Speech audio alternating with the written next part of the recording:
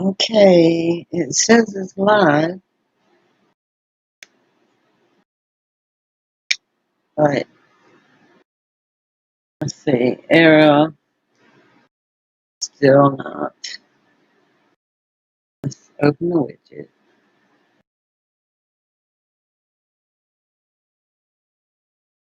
Yeah, I don't like this.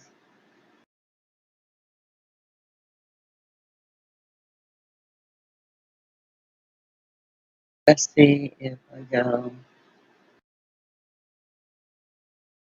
here.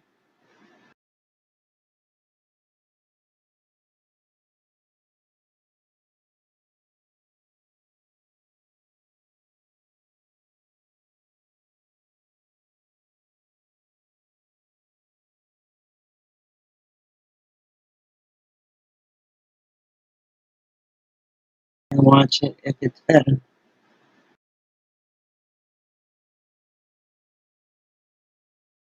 Give me a second. Huh. I don't know that the sound is better. It's unfortunate.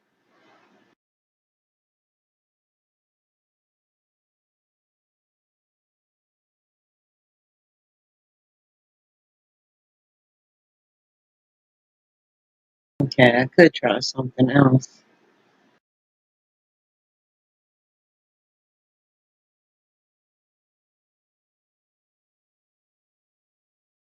Hmm. Um,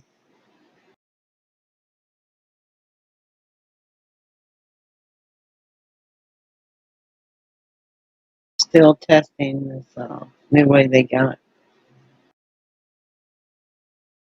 for me to, I don't know if it's that, if it's their new way of, this new dashboard that's causing the issues or what.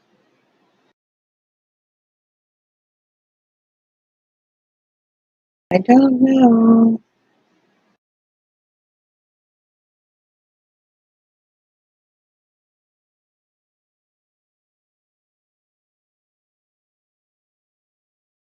I still haven't figured out the sound issue either.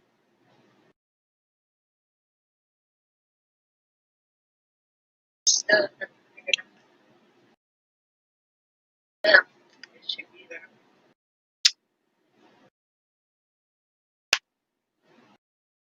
Ah, wish we could go back to the classic dashboard, as that was working lovely, and this isn't. Wish we could go back to the classic dashboard. But anyway, uh, we know that a lot of um, people on all different kinds of what's gonna happen now.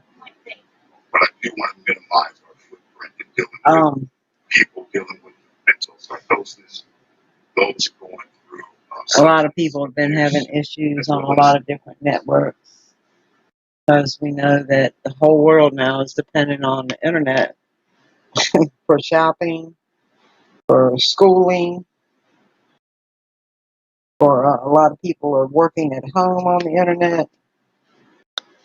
Um, and then we've had these solar storms. So anyway, I'll be up here for a minute. I'm not gonna stay up here long. Oh, officer charged and what? Good, he should be. Voluntary manslaughter that the 42-year-old Kelvin White. Police say that Boyd got a call from his wife saying White threatened her with a knife before the shooting. Boyd was released on bond until his trial. The prosecution confirmed White had schizophrenia and may have been off his medication. Well, no one was seriously hurt in a crash involving a Tide light rail train this afternoon. That's according to a spokesman with Hampton Roads Transit. A truck collided with a train just before 3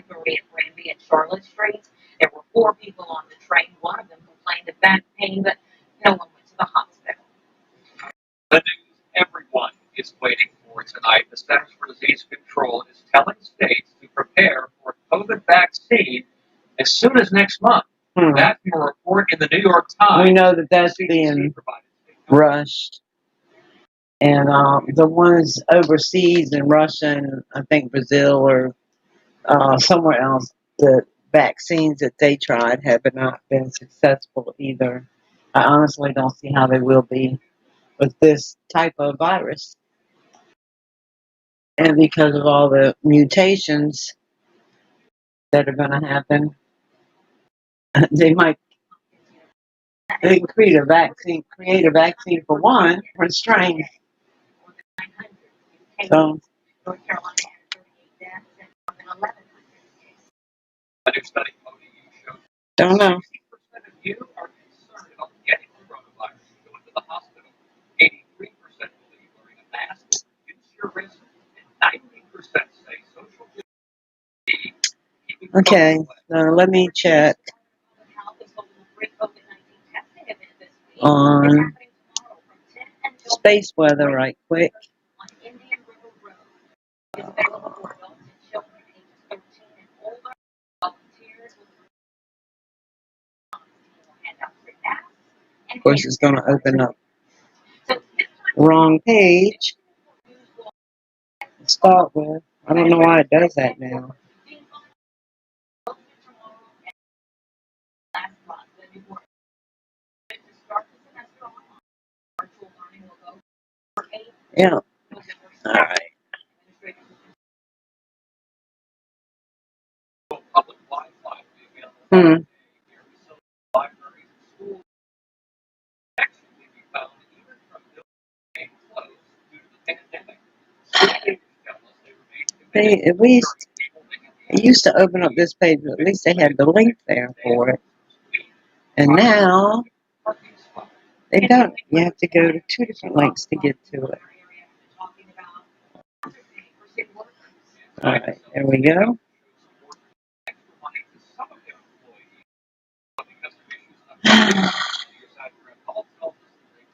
Bunch of no data again, or something is affecting,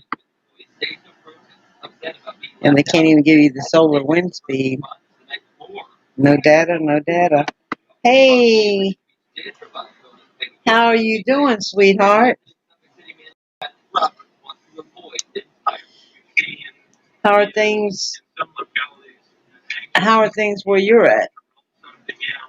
It's why today, Eagle City Council and staff will be asking each department head in the city to identify the people they truly believe promote How you doing, beautiful? what they do every day. Really addresses the folks who are working Can you hear me okay? either in large groups, face to face, every day, where they're working with face to face with the community and interacting with people in ways that they could do. The number's on the screen if you can call in. That will combine federal CARES Act funding as well as local dollars to pay those workers. Are you still where, in Venezuela? And council members say that to really show that the employees themselves need to also be told why they individually are getting the money. Certainly, some people may feel left out in the process. Express why I selected was done so they understand it. And the city manager said he hopes those payments will be made to employees. Just did the moon for Ralph, but too cloudy tonight. Yeah, I wish I had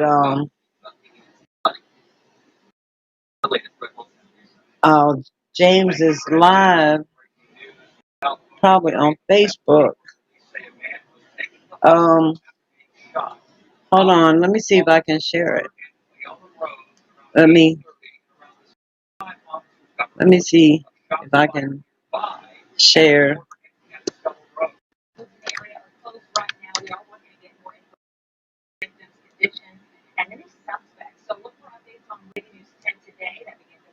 Hold on, I'm going to try something, see if I can share it. Okay, can you call in from where you're at? Can you call the United States?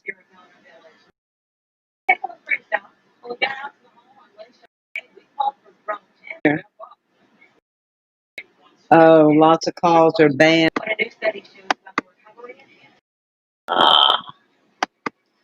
I don't like looking at Facebook on my computer. Great thoughts.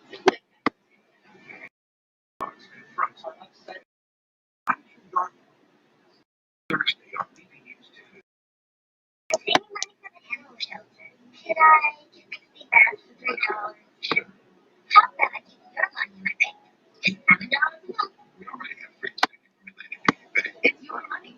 Huh. With your partner. Produce. That's people freshness. That's what you'll find at Harris Teeter's Farmers Market. At this moment, we're gathering the best produce from across America and bringing it to you. Freshness in the fields, on the trucks, and in our stores. Well, darn. I'm sorry. I'm trying to figure out how to get him up here. But, oh, maybe that's you. Let's see. It takes a minute to load. Can you hear me yet? Uh-huh. Hi. How are you? I'm okay, thank you. How you doing? All right. Surprise, surprise. I had to call you on the landline because I can't call you on the mobile. It's not allowed. Right. Yeah. Yeah. I can't call But I thought anybody. it was exciting that you were doing your first live call-in, so I thought I would just call in, be your first caller. All right. My first caller for tonight. Yeah, I was trying. Yeah. I was trying to pull up. I had got a thing on my phone saying Raven had just went live. He does sometimes he does live on his Facebook, and so I was trying to pull it All right. share it with the room, but it's not working for me. Yeah. I can't do Facebook, so I wouldn't know if Raven had. Right. I only have YouTube, so, and even that, no. Yeah. So, how was your day? What did you do today? Not a whole lot today.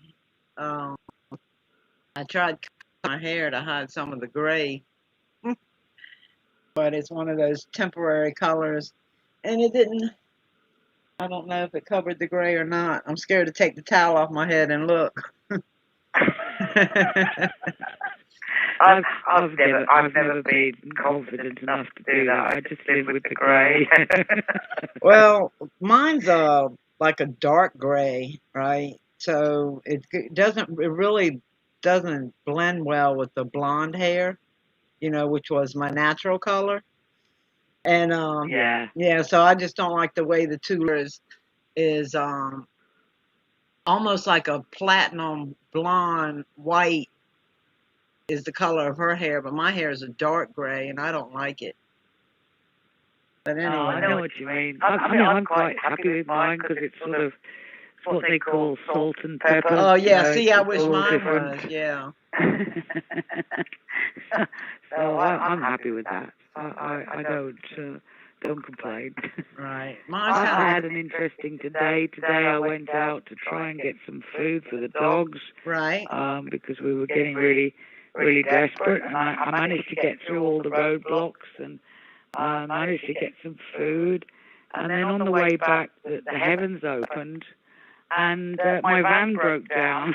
Oh no. So I was stuck in the middle of nowhere, and I only had $2 in my bag, and my phone wasn't working properly, so I couldn't ring anyone. Wow. So I had to find a knight in shining armor who helped me. He called a guy, and then I had to wait for this guy to come on a motorbike. When he arrived, he was absolutely drenched. Really? Yeah. We finally got it back. I've got a manual van, and the gear, I couldn't get it into gear. The pedal for the gear just completely seized up solid. And so we had a bit of a job getting it back to my place, but I got back eventually, about 4 o'clock, and hopefully he's coming back tomorrow to try and see if he can fix it. they took it to bits, and they said that I need a new, I don't know, some sort of what do you call it in English? A rubber seal. So I'm hoping he's going to come back in the morning and fix it for me. Right. It was a fun day, really. It was a fun day. And we've got a plasma storm at the moment. I tried to take the moon because, Ralph, we're all doing the moon, hashtag the moon, just to get the AI, to get the YouTube AI a bit Right. interested. But tonight it's so cloudy. I held my phone up and it was just black. Right. I was going to go to the ocean front and try to videotape the moon because I can catch it coming up. It comes up really super huge and red, and a lot of people miss that because they can't see it. You have to be on the ocean to get that. To see it. Yeah, I know what you're saying. Unfortunately, my ocean is on the wrong side because I'm on the south side of the Caribbean. So we used to get fantastic sunsets. Hey, I got to tell you this, but the though. moon comes up on the other side. Right. But you're not on the wrong side anytime you're on any side of the Caribbean.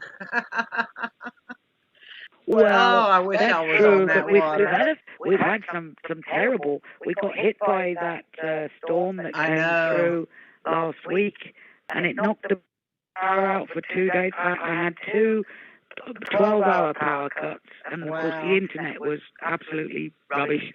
And now we've just got these weird storms going on, but no rain, just a lot of flashing in the sky. So I think it's gone by now. I think it's heading towards the Gulf now. Right. This next storm. I don't know what it's called. The new one that's heading its way up. So where are you exactly? In terms of the moonrise, you said. Okay. Well, I live on the East Coast of the United States. So, and I live, Right. like, What? well, now. So like sort of North Florida, North Carolina, Virginia, somewhere like that. Well, okay, Virginia Beach. I live in Virginia. Virginia Beach borders North Carolina. The part of North Carolina that is on the ocean. So we both border the ocean. And Wow. so I can watch the moon and sunrise in Virginia Beach, and I can go to Norfolk, which I border Norfolk, and watch the moon set and the sunset in Ocean View. So, wow. Yeah, because because the fantastic. ocean wraps around the way the land is.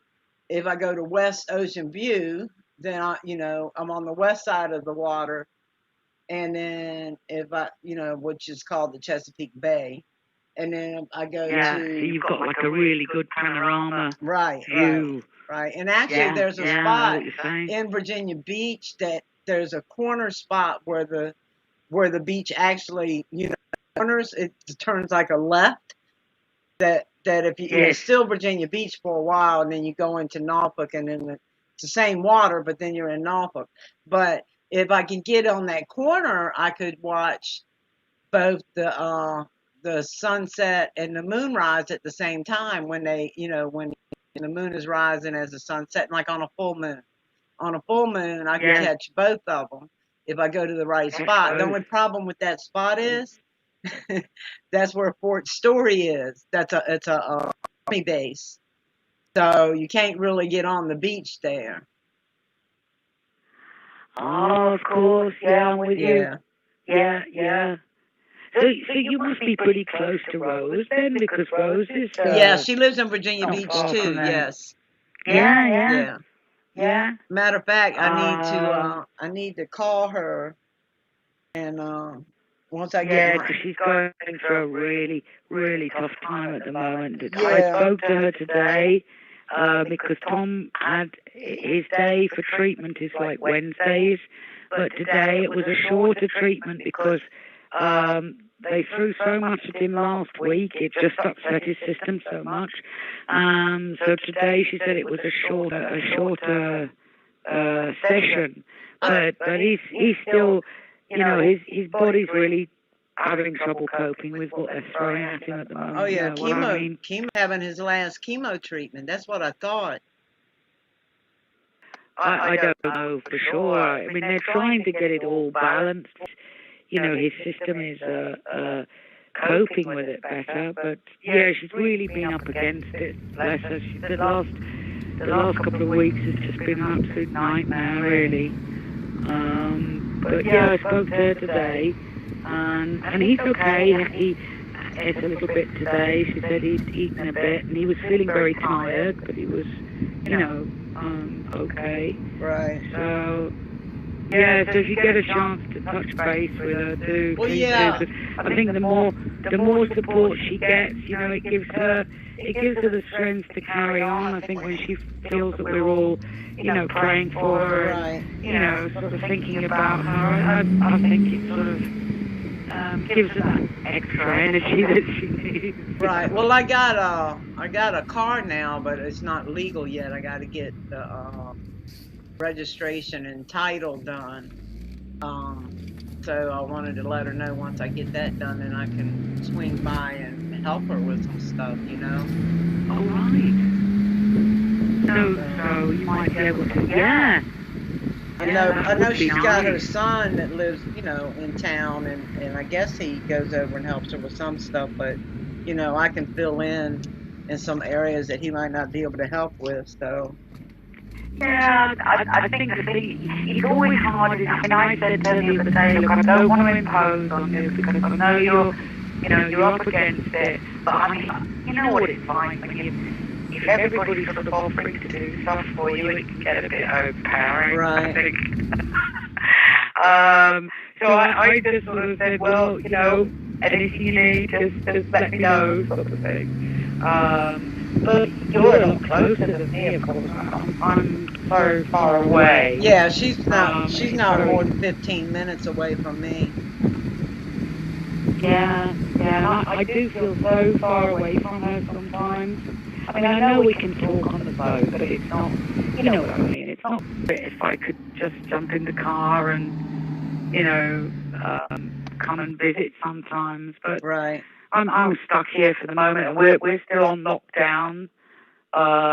You know, and it's getting really tough here. And the hospitals are just 2 funerals today, Oh, I'm just sorry. to go and get the food, and I had to sort of stop because certain people, they recognise my van, of course, because I go around and help people, as you know. Right. And so they were waving at me. I couldn't exactly carry on, so I had to stop. So I had to sort of attend to 2 funerals on the way.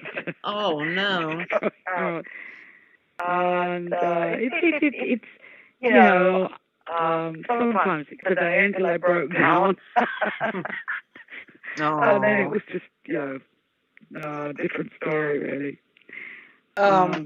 So what is your country doing for the pandemic? What are the restrictions and rules there? Well, it's really weird because today I know the 2 ladies where I go to get the dog food. There's only one place now that I can get dog food from, and they both know me.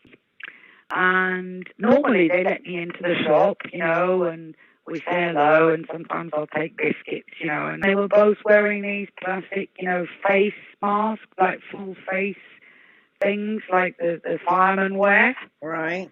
And I said, oh my goodness, you know, are you having to wear those? And they said, yeah, it's compulsory now. And of course I had just my normal little mask on. But it's sad really because it's not the culture here. I mean, before, you know, if you saw someone you knew, you'd give them a big hug and a kiss, and now no one's doing that anymore. It's Right. Everyone's sort of standing like 6 feet apart and wearing masks. And I mean, even the mechanic who came today. I mean, when we got back to my house, I mean, we did take our masks off, and I mean, I know his wife and I know his children. I mean, my goodness, speak English. Right. So I'm sort of like one of the family. But outside in the street, you daren't do it because there's such a huge fine, or they'll cart you off in handcuffs if they think that you're breaking the rules. Right. You will be arrested. So it's really difficult. It's really difficult. Wow.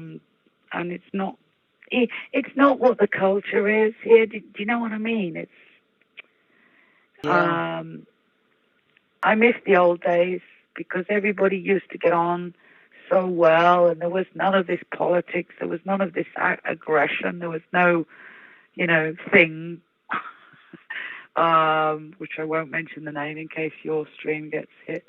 And it was so different to what it is now. Yeah, well, you see what's going on in the United States, don't you? Yeah, I do. It's horrible. And what scares me is that people who would be normally deemed as being people are just becoming so crazy. Yeah. I don't know. I mean, I said to Rosie, what is it that's happening in their heads, because they're becoming so aggressive with each other. Yeah. And it's, I mean, we're convinced it's something in the air. I think it's something to do with the waves in the air that's affecting people's minds. Okay. Or maybe it's just the TV. I don't know. You know what it is? You want my opinion on what it is? Tell me.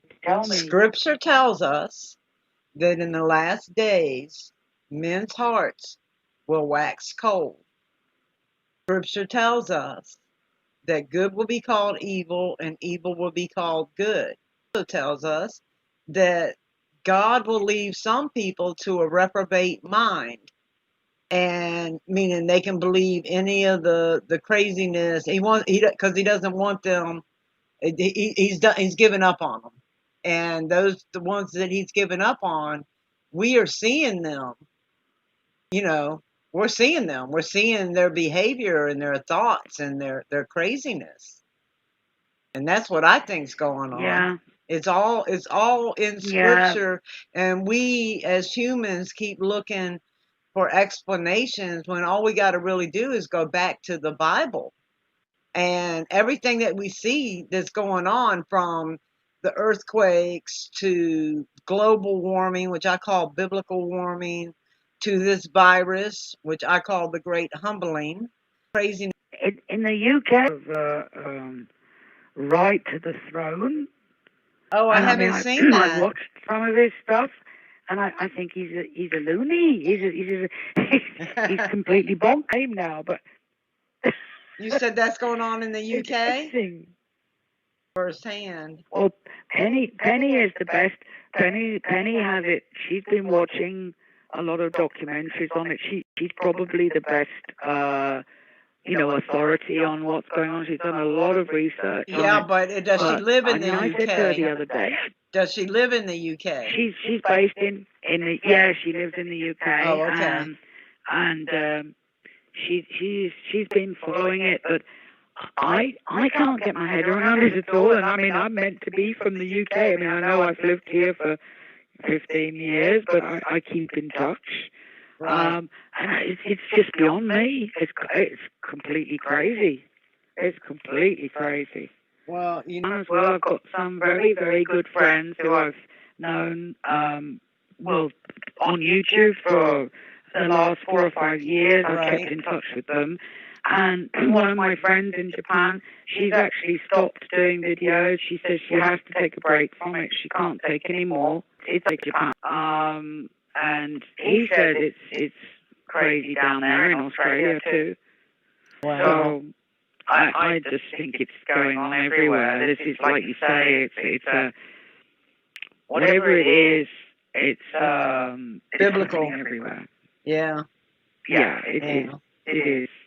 I mean, how many times in the last but whether- 20 years? Go ahead.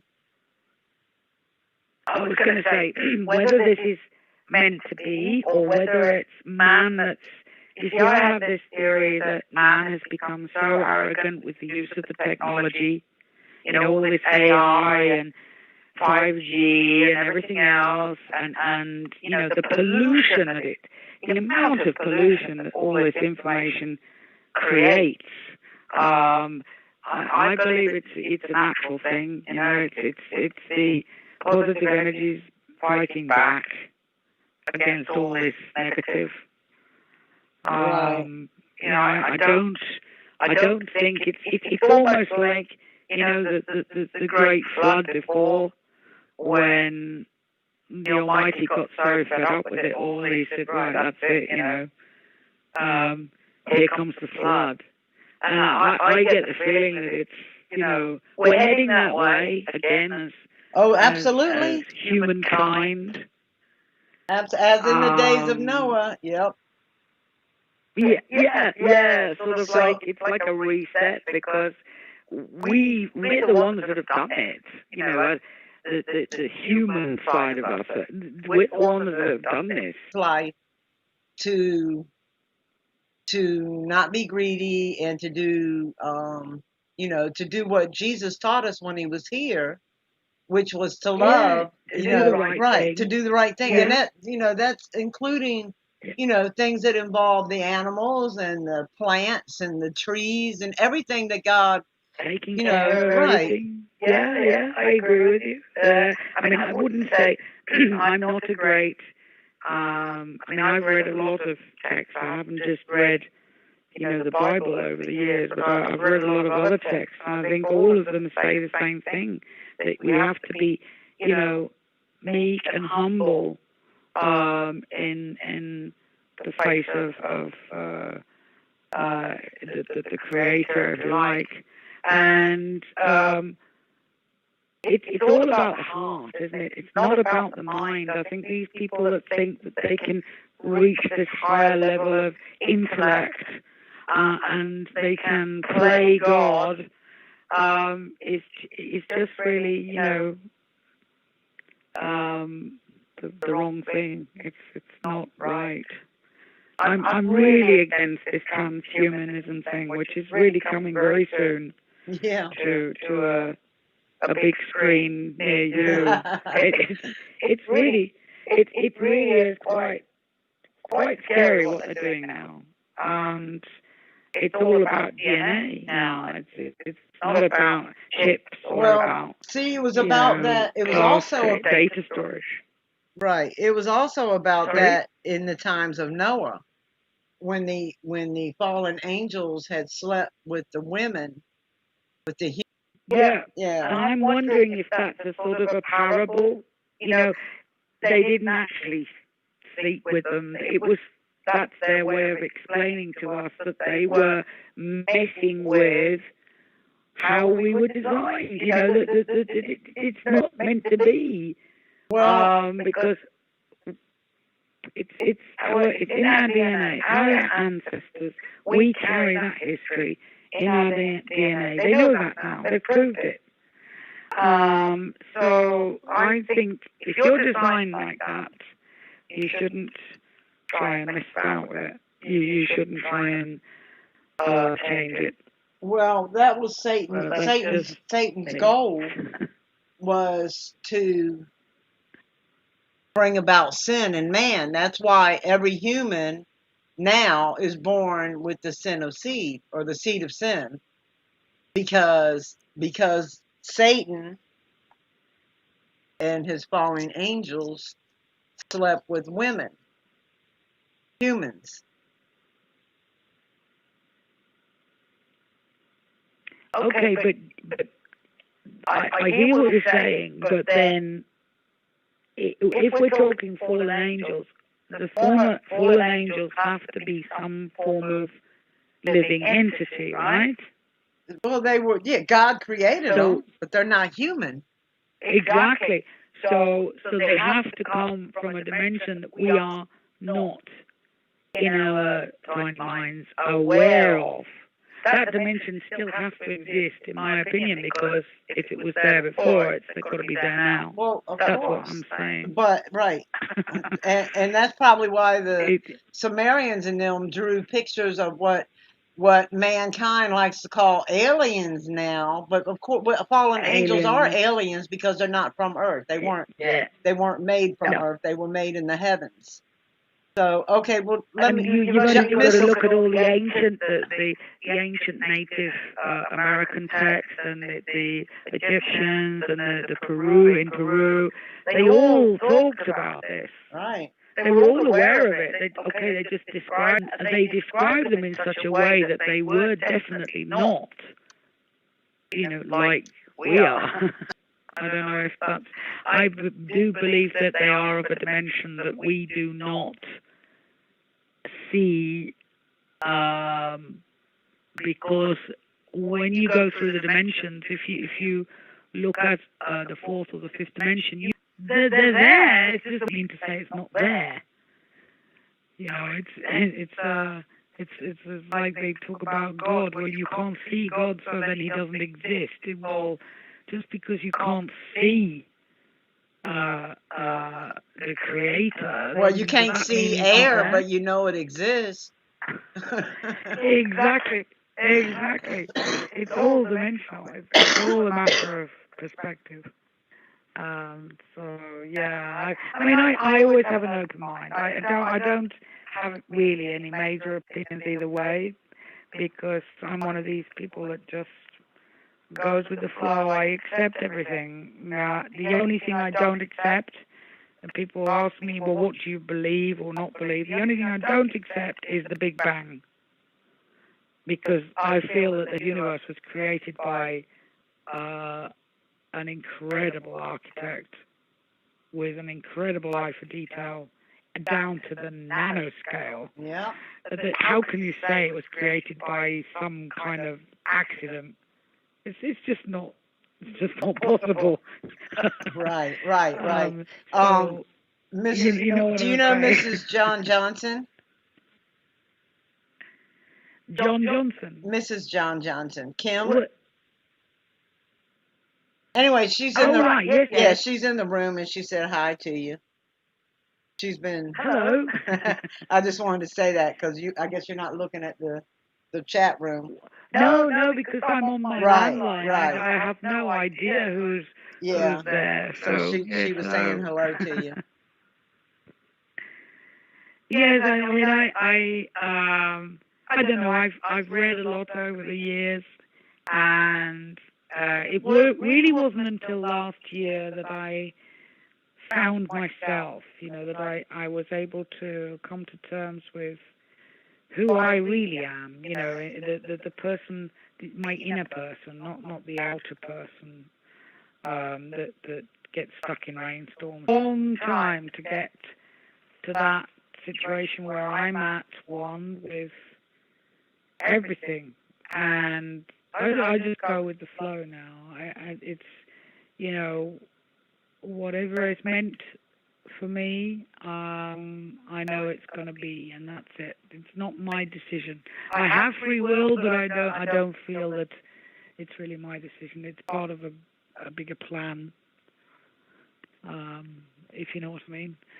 Right. I am totally happy, content with what I have. I don't want for anything. Sometimes I haven't got gas and I haven't got water, which is a bit difficult at times. But I don't complain about it, because I know that when I really, really, really, really, really need water, it'll come. Right. So I don't worry about tomorrow. I just live for today.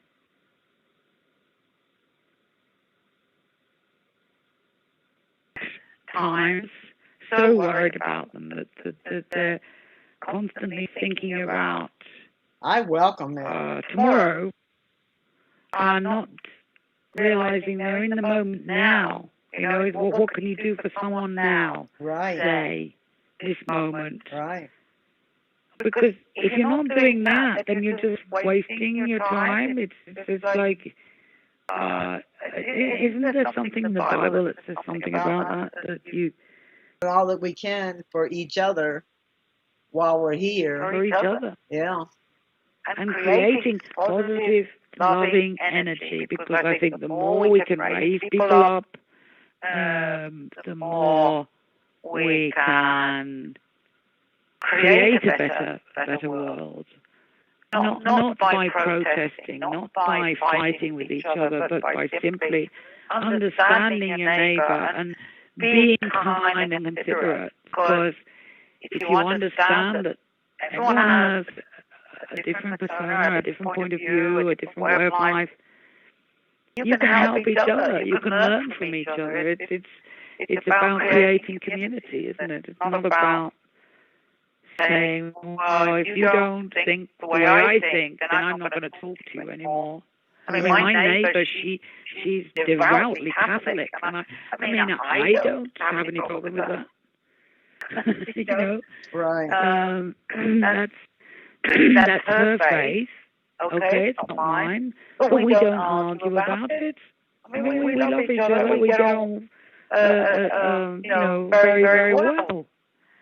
But when I see people arguing over things like that, it upsets me, because I think, well, that's not how it should be. Well, why are people arguing about their beliefs? Right. Well, I don't know. It confuses me. I'm not very good at understanding aggression. I never have been. It's one of the things that I lack. Right. I'm a bit strange that way. I just want everyone to love each other and get on with it. And people would sit outside their houses at night, and they would play dominoes. They'd have a little table outside on the street, and they would play dominoes, or they would sit and drink a beer with other people that just passed by the house or the neighbours. And I remember when the elections came, people painted on their walls, see and no, meaning yes or no. Some people were against the president, some people were for the president. But nobody argued about it. They were still the best of friends, playing dominoes, drinking beer, relaxing in the streets at night. Right. And that was one of the things I fell in love with this culture. And they love children here as well. They're very family orientated. They have great, very deep family values. Right.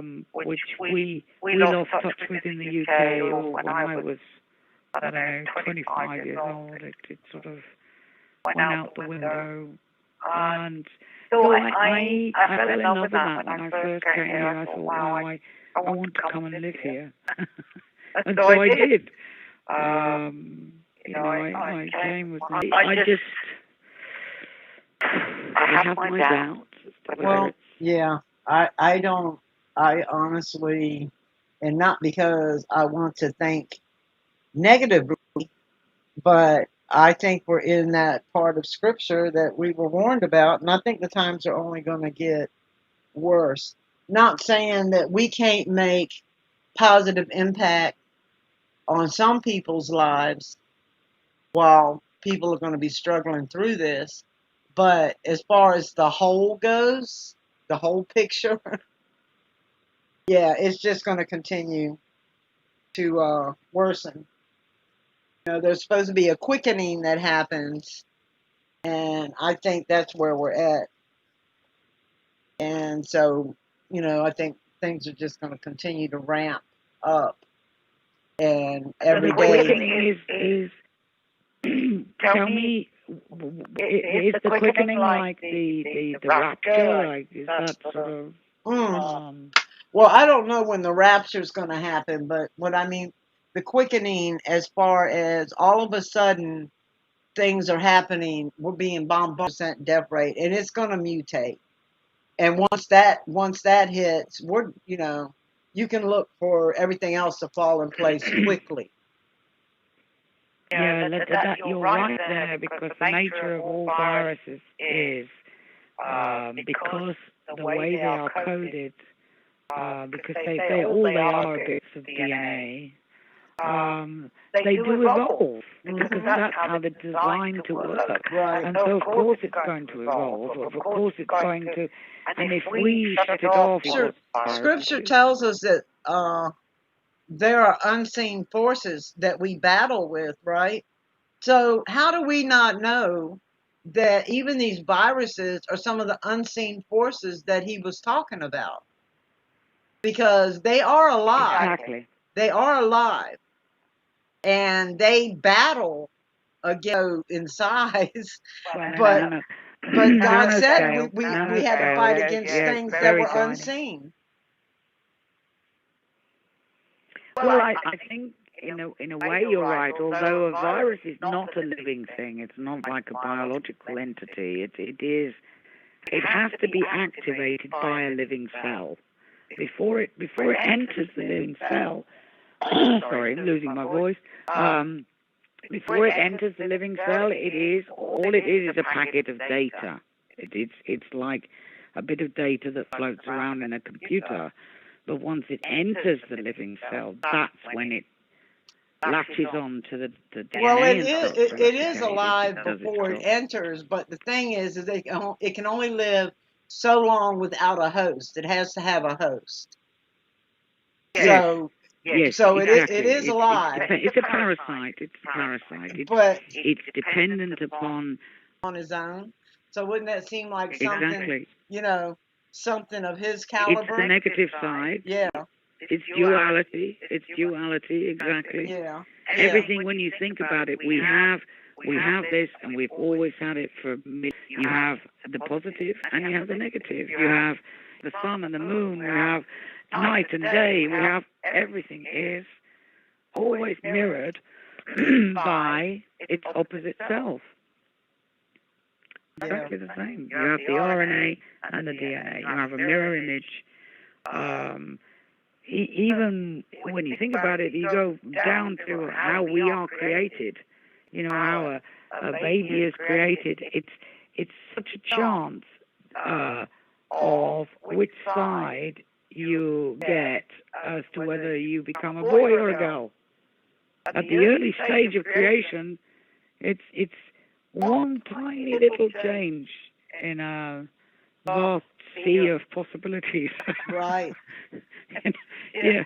That's it. That's the wonder of creation, isn't it? It's how can anybody say? I mean, I don't believe in coincidences. How can anybody say that is, the result, the effect of some kind of big explosion? Yeah. Well, yeah, that makes just as much sense as we evolved from apes, but apes haven't evolved. Oh, well, exactly. Yeah, we still have apes. The thing is, all of these creatures have been around, with us for millennia. How can they say that we evolved from? Well, actually, when I was at school, they told me that I evolved from a mud skipper. But of course, that disappeared. I think back in the 60s, they decided maybe it wasn't a mud skipper, but it was in my day. We were told that this fish created limbs and walked out of the sea and finally became a human being. I mean, it's just ludicrous, really, isn't it? It's absolutely ludicrous. I remember hearing something like that, and they told us that that's why we lost our body hair. Yeah. Oh, there's been lots of theories over the ages, hasn't there? But you see, when they finally completed the human genome, which was back in, I think it was 2013, they actually realized that we had I can't remember exactly how many genomes, but really very few, like 20,000 or something like that, which is about the same as a small earthworm has. Right. And of course, that was when they sort of realized, hang on a minute, maybe we're not. Maybe this evolution thing isn't what we thought it was. Right. Yeah, I love watching the scientists backtrack on all their stuff. Do you like that? I like the. I like to watch a lot of documentaries. I'm very open-minded, and I like to watch science. And I'm learning maths now because I've been dyslexic all my life, and I can't remember numbers. I'm not very good with numbers. And so I'm learning numbers now. I'm bit by bit. I've done a lot the last few months with this lockdown. And there's one show called something like "Is This Genesis?" or something to do with Genesis, and it's a scientific documentary, and basically they look at all the aspects of creation, but from a sort of a biblical standpoint, and it's fascinating. It's absolutely brilliant. What's it called? Something Genesis. Are you talking about by the same people that built the Noah's Ark somewhere in South Carolina? Yes. Yes, I've watched. But also things like the Great Flood, that came through the Grand Canyon. Where they've now proved that a lot of that was created by this huge flood. I know. When they tried to, when scientists used to try to say all these other reasons why it was there. Yeah, but they've actually connected it with the Bible, because what they've done is they've looked at the geological lines, and they've proved that it all happened incredibly quickly. Yep, exactly. Like it could have been. Do you know what I'm saying? So, and it's a fascinating.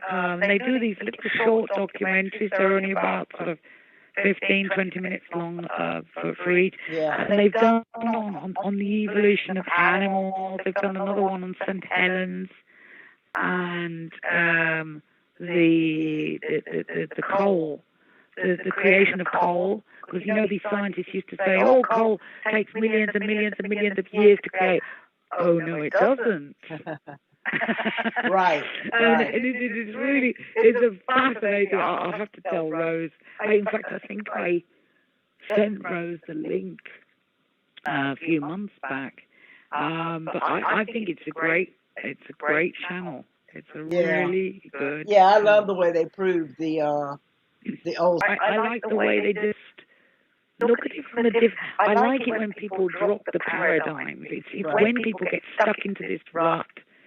Well, it's this, so it must be that. Right. It's got to be this because it's that.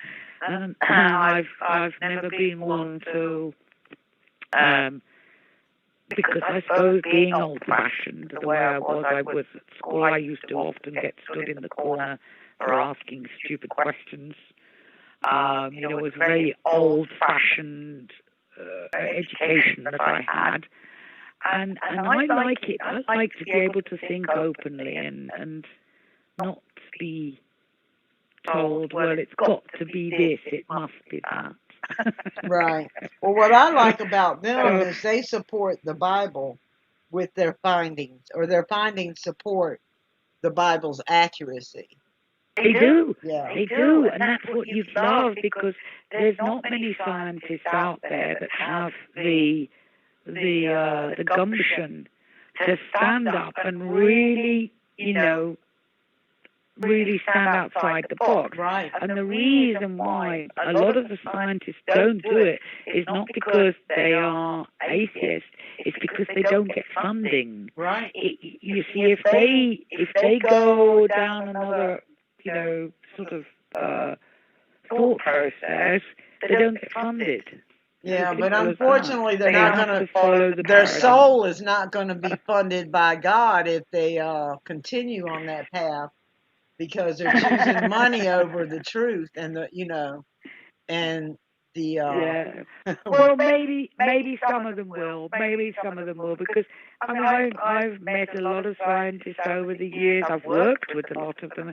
Some of them really are very good, very kind people. right, And all they want to do is make the world a better place. right, With their discoveries.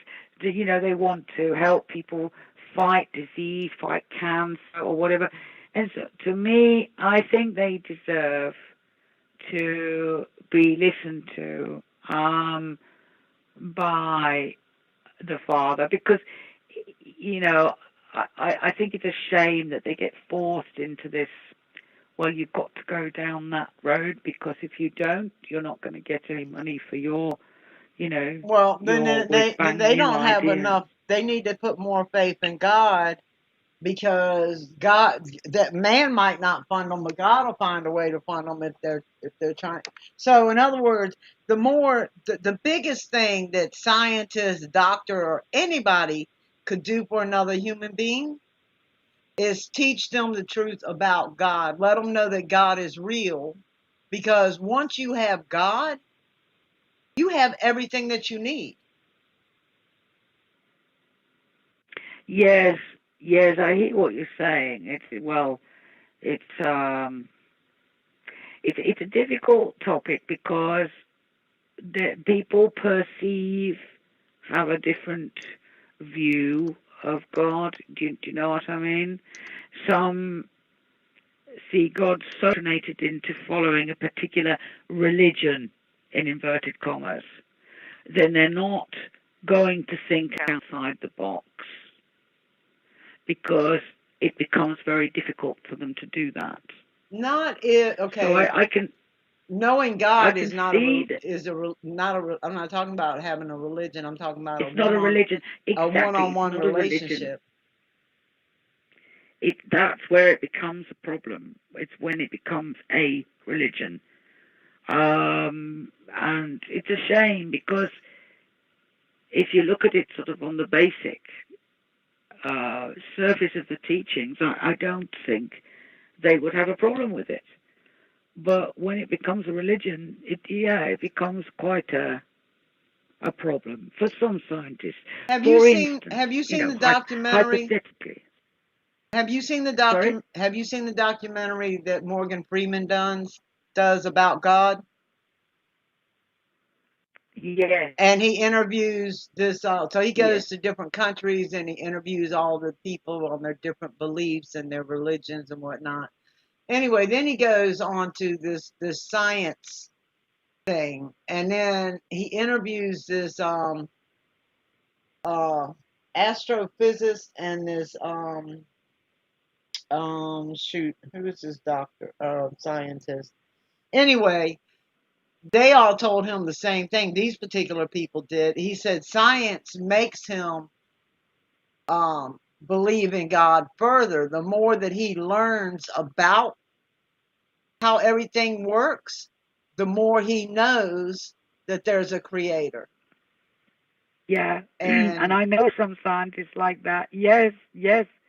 I mean, I know a lady who I worked with years ago, and she very much says that the more she studied and the more she went down to the smaller levels, to the electron microscopy, she said it was absolutely incredible. I mean, there was just no way anybody could deny right, that this is the most incredible creation you've ever seen.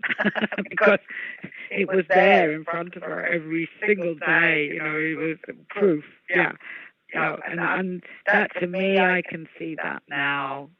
Every day I see more. I see more, and I also see the results of the pollution. What oh yeah, So, as they say in the sky, I see the clouds coming down lower now. Yeah. Everyone says to me, "Have you seen it?" I've seen it. Yeah. Yeah, I see it, and I see a lot of things in the sky that I never saw 40, 50 years ago. Never. And I've always watched the clouds. Right. I've always been a cloud Well, as watcher ever Jesus since I was said, we will see. knee-high to a grasshopper. Yeah, me too. As Jesus said, we will see things that we have never seen before, nor will see again. There will be vapors. The moon will become as the sun, and the sun will become 7 times brighter as 7 days of sevenfold. And we're seeing that. We're seeing, well, I think a lot of us are seeing the signs. A lot of us are aware, and I mean, I think the one of the first videos I did on my channel years back was a halo. Right. Because I mean, I'm seeing halos all the time. Right. Me now. too. I never saw halos when I was younger. Right, me I neither. think if you did see a halo, it was like a very strange event. It was like once in a blue moon. Right. But now it's just happening. And straight edges, Yes. 4D. Yeah. I mean, I see cubes now. I actually Yes. see well, I've been seeing cubes now since last year. Yes. And these cubes are the most incredible things. I mean, some people are saying that they're ships. Well, I don't think that. I think it's a fold in the dimensions. I think we're starting to see through to the other dimension. Okay, well, if God is going to create a new heaven, he says there's going to be a new heaven and a new earth, right? When he comes back. So, Yeah. and then we know the fallen angels are coming back. To the 4D. We know, right? We know the fallen angels are coming back. We know that God is coming back, and we know that his soldiers are coming with him. So Yes. we can only imagine what has to transpire in the heavens, in the atmosphere, for all that to happen. And I think we're seeing what's gonna come in the future. We're seeing those parts come into place. So we're seeing changes in the sky for a reason, And it's all happened before. Oh yeah. I mean, I think it's all happened before, possibly more than once. I don't think that the Great Flood was the only event. I think when you look back, there are significant things throughout the history, if you like, of what as we know it, where there were these major events. I mean, look at the dinosaurs. Where they say, oh, well, the dinosaurs got wiped out by a comet. Really? No, I think they drowned in the flood. Whatever. If there were Nephilim, whatever which it were was. giant people on the earth, there probably were giant animals as well. Yes, there were giants. What happened to the giants? I mean, okay, the Smithsonian. I know the Smithsonian managed to collect up quite a few of the skeletons and then sort of buried them in some vault somewhere so that nobody would find them. But there's evidence that they paid for these skeletons that were found all over the place. So, there's so many things, and you think, well, why? That's because they don't want people to believe Scripture is true. Exactly. Scripture said the giants were here. Bury the evidence. Yeah. And it clearly says, not just in the Bible, but in other texts, that there were giants, and they were, very, very tall people. So what happened to them? Where's the evidence now, other than what we can read in the text?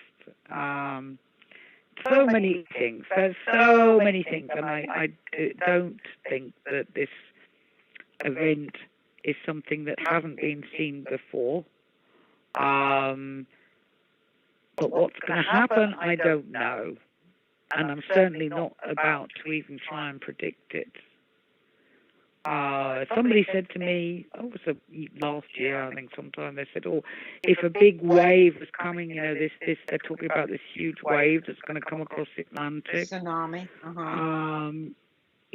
Whatever, a big tsunami, huge tsunami. And someone said to me, well, what would you do? And I said, well, I'd probably make myself a drink. I'd sit down in my hammock and I'd let it come. And I said, well, wouldn't you run? Wouldn't you try and get to the highest mountain? And, I said, no, I wouldn't. Because I know that there's no way I could hit where I am. There's no way I could outrun a big tsunami if it was, 50 feet high. I'm sorry, but, I'm too close to the coast here to even worry about it. Right. If it's going to happen, it's going to happen. And so people sometimes think I'm a bit crazy like that because I don't have any fear. I don't worry about what is going to happen tomorrow because I'm not in control of that. There's only one that is in control of that, as far as I'm concerned.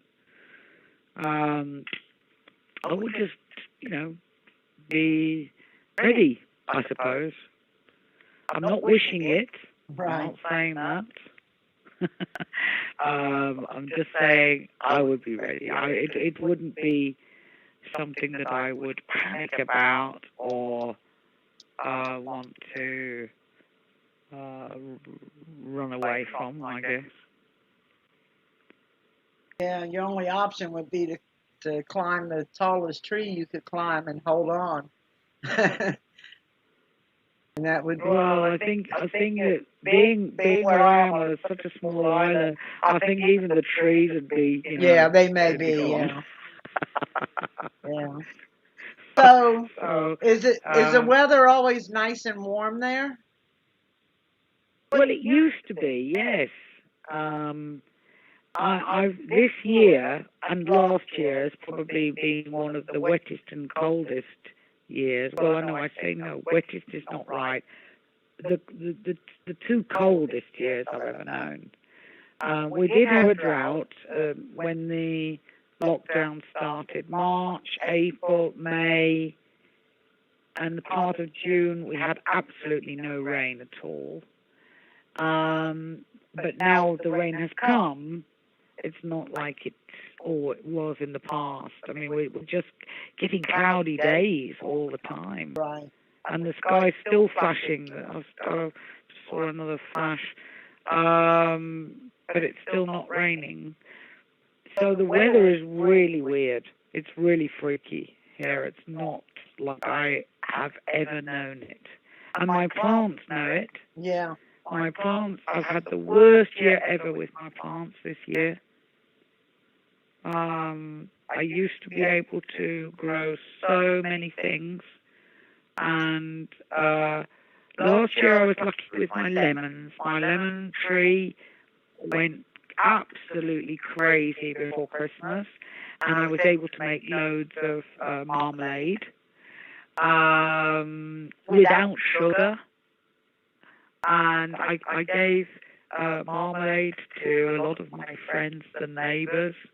I did my own little labels. And I'd saved up all the jars over the year. Right. These little jars that I buy stuff in, and I cleaned the jars and filled them up with homemade marmalade. And it was fantastic. First time I've ever made marmalade by only using the pectin, the natural pectin. Right. So I used no gel, no sugar, and it was fantastic. It was quite tangy, but it was fantastic. Right. But this year, honestly, it's been an absolute, disaster. I've got some oyamas coming, hopefully. If I have a little bit more rain, I might have. Oyamas are a little bit like marrows, little marrows. Right. Like, like with the yellowish flesh. Right.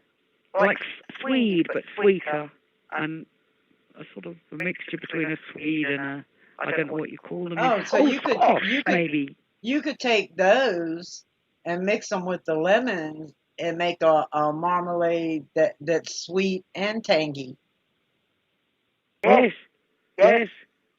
Or I could put them with rice or whatever. I mean, I miss vegetables. I do miss vegetables because I tend to live off just rice and pasta now. And so I'm hoping that maybe my peppers this year have been a disaster. Last year they were great. This year, my peppers have been an absolute disaster. I've got lots of moringa. I've got lots of tea. But no, really, I have to. In answer to your question, I have to admit the weather is not. It's almost like British weather now. Really? You know, we get these very grey, cloudy days, and it just stays cloudy like all day. Yeah, we've had a lot of that the last few years where, at one point I was like, when are we really going to see the sun? And it used to be that the weathermen would say, sunny, sunny, sunny, sunny, but then none of those days were sunny.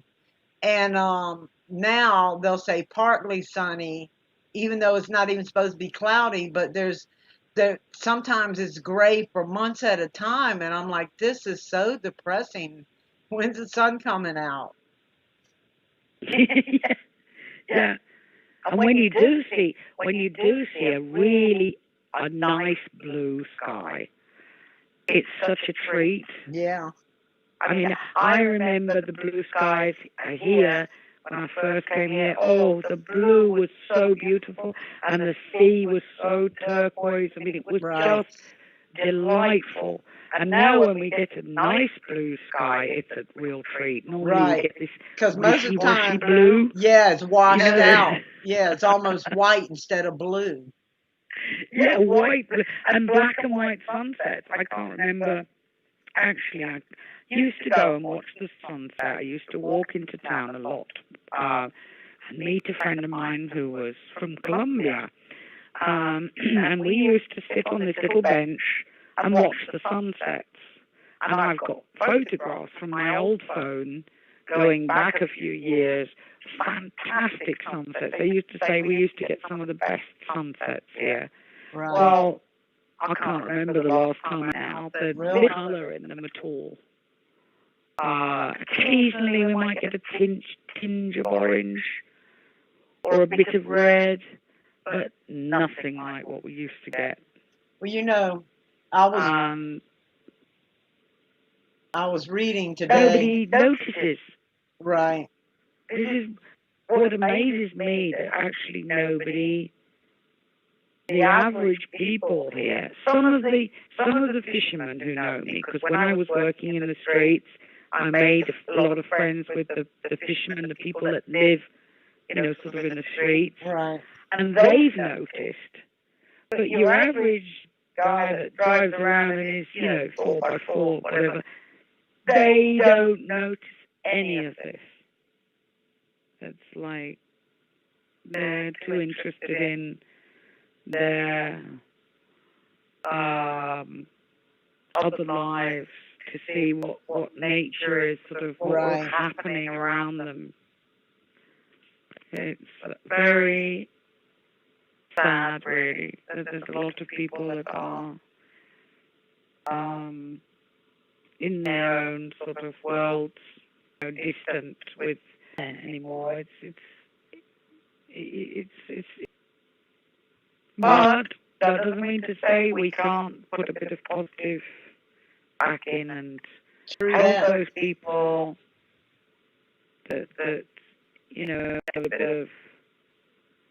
a bit of love and support, a bit of kindness, a bit of understanding. Chatting to a security guard who he knows me, where I went to get the dog food, and he has to watch people's cars, and he's like a sort of a daytime security guard. and he waved at me, and he found me a parking space, and he pointed, and he said, down here, down here. So I went and parked, and before I left, I bought him, we call it a cocosetti. It's like a chocolate biscuit. Right. Like a wafer biscuit. Big, like a giant Kit Kat. If you know what a Kit Kat is. And he was dead shocked. I said, here you go. Thank you so much. And he pulled his mask down, and he gave me this big smile. And I pulled my mask down, and I gave him a big smile back, and I said, have a brilliant day. And he said, thank you so much, Mike. And I just felt brilliant. And I know he did too. Right. Because when you can't see people smiling, it's, I don't know, they can tell, I suppose, in your eyes, but I think it's nice when you can see someone smile and give them a smile like that. Yeah, I agree. So look, I was reading today. I was looking at what time the moon was going to rise tonight, so I could be out there to watch it. And anyway, I ended up reading.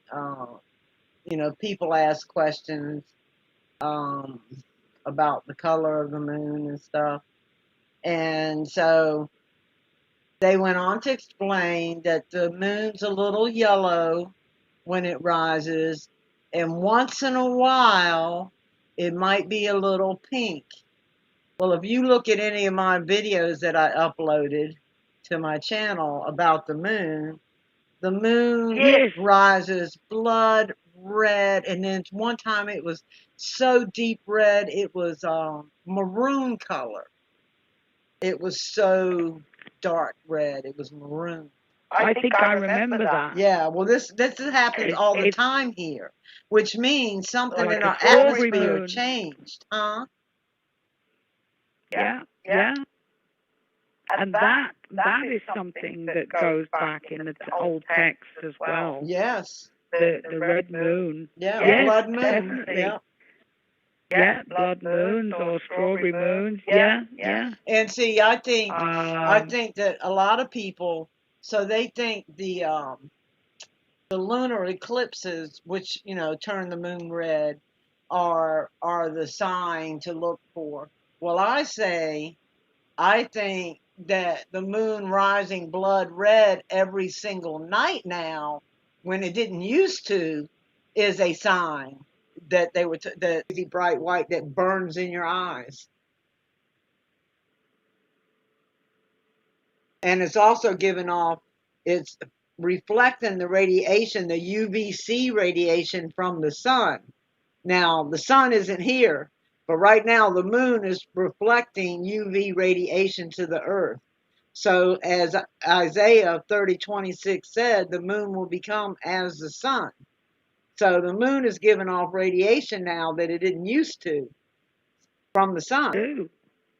The moon, Master was working during the day then, which was odd because normally he worked nights. Uh-huh. And I remember I was outside and I was looking up at the moon and I was crying and I was saying, this is not right, it's not right, it's not right. And he was trying to console me because I was honestly thinking that I was having one of those sort of, nervous breakdowns. Right. Because the moon was just, I know the moon.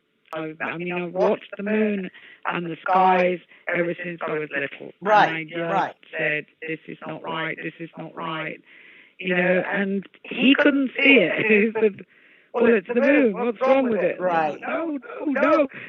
And that's what set me off, going down all these rabbit holes and going onto YouTube and getting onto the internet and everything. I met a lot of people in the Planet X community, or Skywatchers, because it really affected me. It wasn't just about the color of the moon. To me, it was more than that. It just wasn't right. Right. Hey, that same thing happened to me 3 years ago. I'm watching the sun and the moon, and neither one of them look right. So I almost believed that there was a artificial sun and an artificial moon because they looked so unreal to me. So I started, Yes, I've yeah, been I there. started down those rabbit holes too, looking for answers. And Oh, in it's fact, the sun simulator. Oh, yeah, I've been there. and the sun will become 7 times brighter in 7 days. And I said, I woke up and I was like, did I just hear that? And so the next day when I started the show, I said, look, we got to find this. If this is in scripture, then we know we're in those days that Jesus told us about. Because I've been trying to find an explanation for the last 2.5, at that point, 2.5 years, to explain why the sun and the moon are so different and sometimes don't even look real, right? You know, from what we're used to seeing. Yeah, don't And look so real. sure enough, we Not from found what it. we remember. We Yep. we found it in Isaiah 30:26. And once I found that, I dismissed all the other explanations and I said, well, there it is. God already told us. The moon will become as the sun, and the sun will become 7 times brighter, 7 days is sevenfold. And that's all the answer I needed. That's why we're seeing the changes. That's it. No, you said Isaiah. Isaiah I didn't know 30:26, that. I didn't yes. know that. Huh. But it's true, and I mean I don't think okay I did sort of see all the documentaries about the various theories, but to me now every time I look at the moon, I especially the moon, the sun, okay, I've managed to sort of come to terms with. But every time I look at the moon, I just think, you know, last night I did one at the moon, and even then, last night, it didn't look right, and it doesn't look the right shape. Right, it's not the And right I know I shape don't anymore. see so Exactly. well now. No, I know I don't see very well, and I have to wear glasses. I can't read my phone anymore without my glasses. But it's not the right shape. It's not how the moon used to be. No, it's not. And I just think maybe I'm just suffering from, you know, like the Mandela effect or something. Because No, I don't tell many people about it because they just think I'm crazy. no. For those of us that have spent our entire life looking at the sky, right, we know the changes. Yes. Other people, see, most people, when they walk out of their house, and this is even before cell phones, when they walk out of the house, they're looking down, they look to their car, they get in their car, and they take off. They go to work, they go do whatever, right? I stop and look at the sky first. I always have. You know, I ate every meal I could outside. People didn't like that if I invited them for dinner. In the wintertime, I start a little fire outside, and I'm like, we're eating outside. They're like, what? But for people like you and me, I love living here. yeah, I would love it. I'm always outside. And I love the climate. You know, I love the fact that I don't have to wear a lot. I mean, today I'm wearing socks because it hasn't been quite as hot today. But I love to stay outside. Right, me too. The skies, I mean, that's another thing. When I first arrived here, we used to get these incredible nights where, because there's not a lot of artificial light here, there's no, you know, not many street lights and stuff like that. The sky at night always used to be incredible. You could see all the stars. And I know all the stars. You know, I know where to look for them and what they are. And I can find you, you know, like the Big Dipper. I can find you Orion. Right. And I can't anymore. I mean, the other night I looked up and I couldn't find anything I knew, anything I recognized. So even the stars Scripture are not the says same. that the stars won't be in their place. They're not. That's in In my scripture as opinion, they're well. not. Do you remember when the Eskimos, back when I think Obama was in office here, it was either Obama or Clinton, the Eskimos were on national TV saying, hey, Mr. President, something is wrong. The sun is not setting in the right place anymore. The stars are not aligned correctly. We can't even hunt because they hunted. They hunted. The stars was their GPS system, you know? Yeah, yeah. And they're like, nothing is in its place and we can't even hunt now. What is going on? I remember something like Yeah. that. In fact, I think I saw something on YouTube about a guy who was like an Eskimo, but he was like giving this prophecy because he'd said he'd seen, seen all these changes. I think the only reason I watched it is because I've got a friend. She is Eskimo. She was born Eskimo, but she grew up in Denmark and then she came to live in England. And she was a very good friend of mine. And I think that's the only reason I ended up watching it was because I thought, oh, Duda might be interested in this. And so I watched it and I was absolutely blown away. Right. Yeah. I think it was Obama. I don't think it was Yeah, I'm thinking it was Clinton. Obama I think too. it was while Obama was in office. Yeah, I think so. It was a few years back now. Right. Well, I haven't seen that. Did we get cut off? No, can you hear me? I hear you. Yes, we got cut off. Can you hear me? Oh, what a surprise. I obviously said something.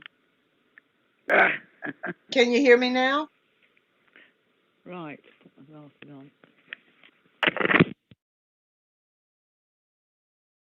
Dawn.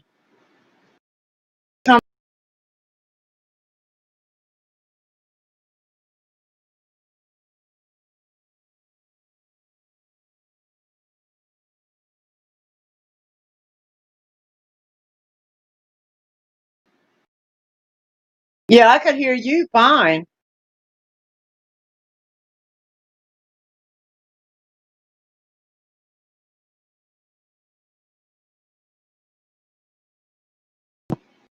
Because I could still hear you.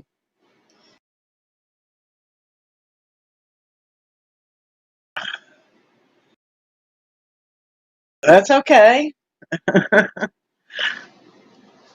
That was enjoyable. The last time I heard your voice was one time when you called into Mike's show years ago when there was a lot of turmoil going on in Venezuela.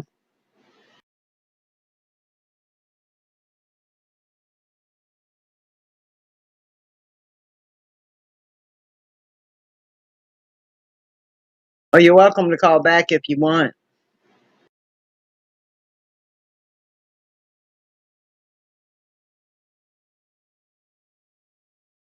I don't know if your international calling is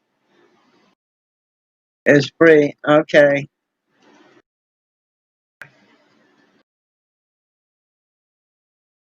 I didn't know landlines could do that. That's weird. I could actually hear you physically hang up, you know. I remember the old phones when you hung up a phone. I haven't seen a landline phone in a while. Well, except at the Sportsplex when I worked there, the office had some landlines. But nobody used them. They all used their cell phones instead. So, oh,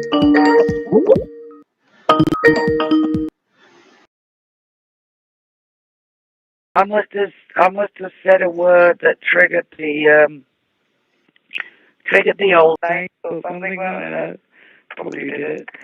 because I could hear you talking, but right. I couldn't hear anything on my phone at all. It was completely like silent. I thought you'd ended the stream or something, and then I saw that you were still on the stream. So I guess they decided that maybe it's my phone bill. I have to be careful because this is on my landline. Right. So And goodness only knows how much we have to pay now for phone calls. Because on my mobile, of course, I can do Hangouts and like StreamYard for free. But on my landline, I have to pay for international. Verizon, I didn't realize that like I could call Canada and Mexico for free, right? Because I figured that was international, and I didn't have international. Or once, as I was discontinuing their service, is when I realized I could. So all those times I thought I couldn't call Spencer of the North in Canada, I could have. You could have. Yeah, I could have. But now I can't because I I- have an even cheaper phone service. You mentioned Michael. Are you still in touch with him? No, No. I don't think anybody is. I don't know what happened to him. I think he wanted to go and write a book or something, didn't he? Yeah. I don't know. I I know don't- the last video I saw that he had done, he was in Texas. Last video, he was walking a dog in Texas. Huh. And that's the last anybody's heard from him, I think. He did well with that channel, really, because when you think about it, it did grow exponentially, and it was nice in the early days. I mean, that's how I met you, how I met Rose. Yep. Hellcat as well. I'm still in touch with her. Lulu. One or two of them.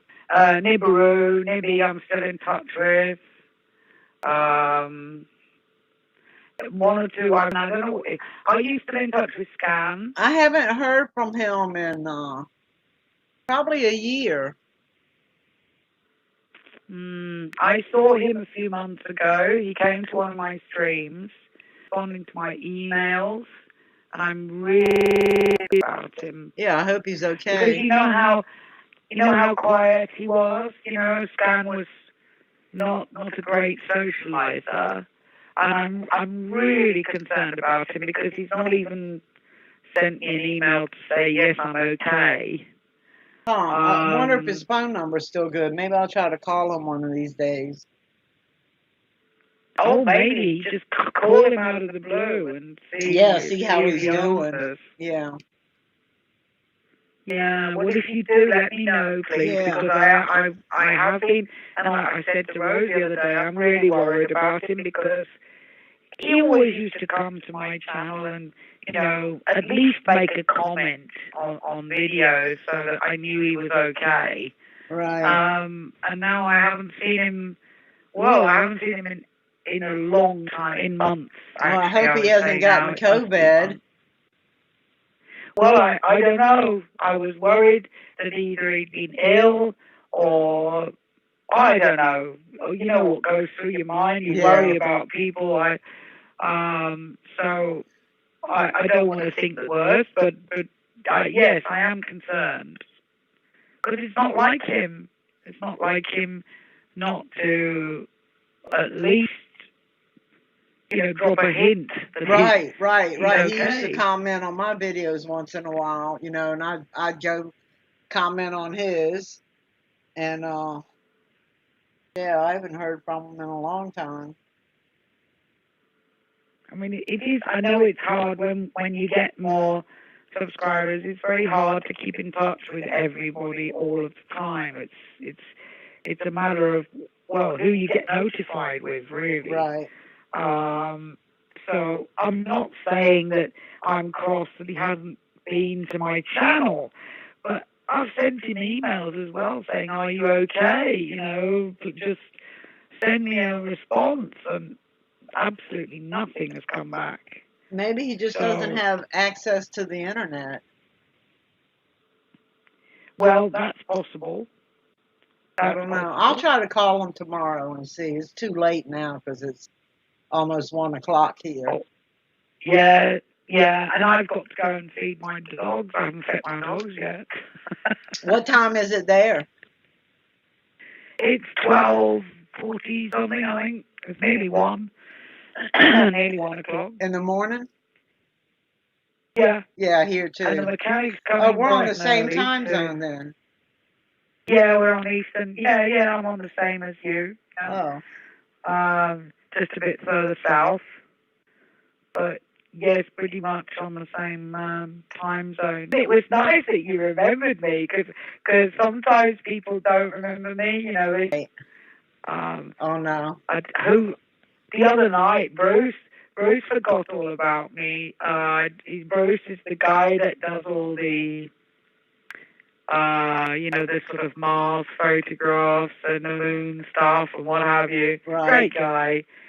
And when he first started off, we didn't have very many people, and I remember chatting with him, and I went into his stream the other night, and God only knows how many people he's got now, and he blocked me. Really? Like, yeah. And then afterwards, someone said, "Why did you block Mew Mew? You know her. She's been around for ages." And apparently, he felt really bad about it. But I remember people like Rex.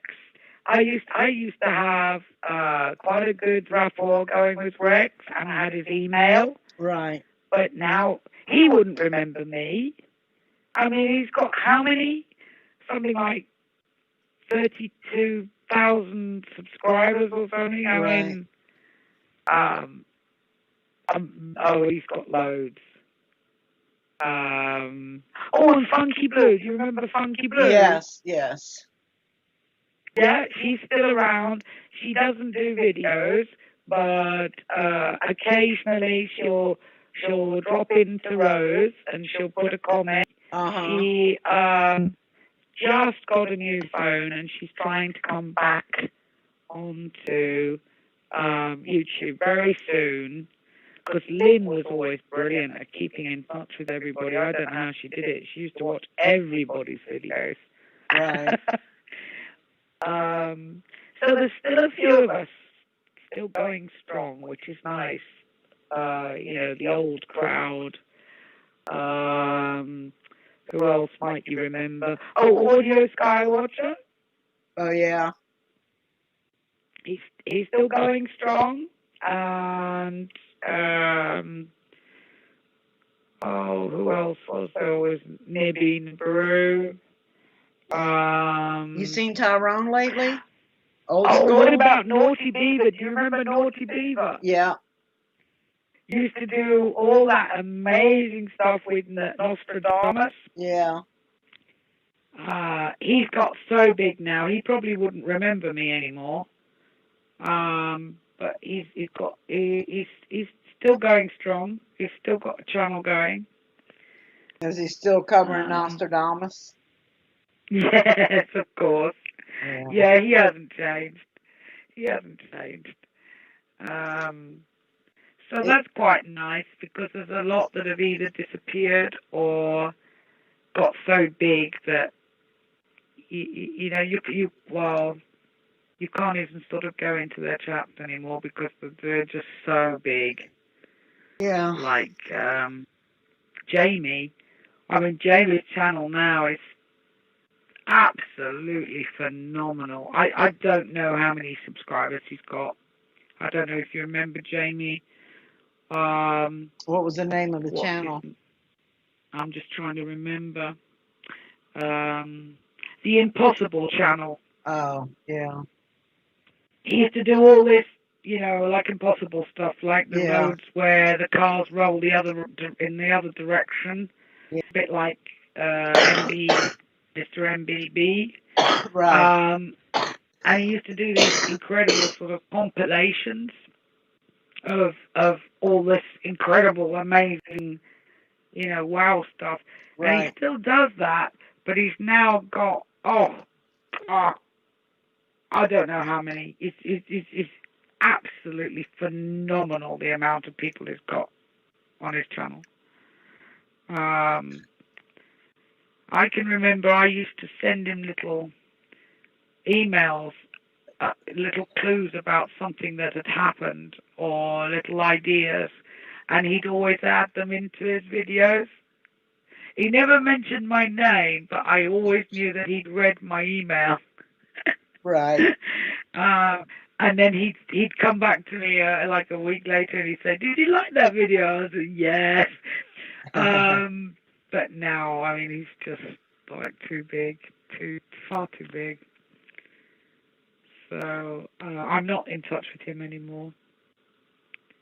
I think But it's sad yeah, when they get so big they can't remember the people that helped build them. yeah, it's a shame because when you think, they had probably, I don't know, he had 200 people when I subbed to him. Now he's got like 200,000 or something. Right. It's a shame. I'll do a bit of Sky. I've just recently I've done some stories. Um, I tried to do a bit of everything so that I'm not sort of being too one-sided. Right. Because I can't go to all their channels now. It's not possible for me to go to all of them and watch everybody's videos. I don't have the time. Right. Even if I sat there on my phone all day watching videos, I still wouldn't have enough time. Right. Because everyone's doing these lives, and they're anything from an hour to 4 hours long. Right. So I just don't. I do my best, but I just can't. I just can't watch everybody now. It's not possible. So who do you still keep in touch with? Who is your sort of circle now? Well, Lulu from Australia. Lulu. Yeah. And Oh, really? yeah, and I told her you were on the phone, and she said she would get in the room when she could. And Raven in the Desert. Raven in the Desert, yes. Yeah. But you Raven's now only on Facebook. Did you say Facebook and? Well, he called in last week, and we talked for like 5 hours. And Wow. that was a good show that night. We actually went. I think I went 7 hours that night. But Raven and I were on the phone for 5 hours talking about scripture and everything going on in the world, and yeah. Wow, I'm so peeved that I missed that. Yeah. Because I mean, I like to, because I have no TV, and I like to listen now because my eyes get tired sometimes. I would have loved that if I could have just tuned in and. Well, you could go back and listen listen. to it. It's on my Yeah, channel. I retitled it I after. might do that. Yeah, after the show, I retitled it and said Raven, something about Raven in the title of it that he called in, and I might do that. Yeah. I won't do it tonight because I've got to get up Yeah. early for the mechanic. Yeah. But I might do that tomorrow, or when I get into bed, I can't sleep. I just need to sort of listen to a good show, and that would be really great. I like it when people just don't seem to have good conversations anymore. I know. It's and when you get these panels where everybody's talking, it can be so overpowering sometimes. Yeah. I was saying to Code the other night, it's like people are bouncing off the walls, and if you're just a listener, it's very hard to keep up with what's going on. Right. I lose track sometimes. I think, what are they talking about? Right. But if it was, like just you and Raven, or maybe just a couple of people chatting, right, then I find it a lot easier to keep up with the conversation and listen. Yeah. Listen a bit. Yeah, me too. So yeah, I might do that.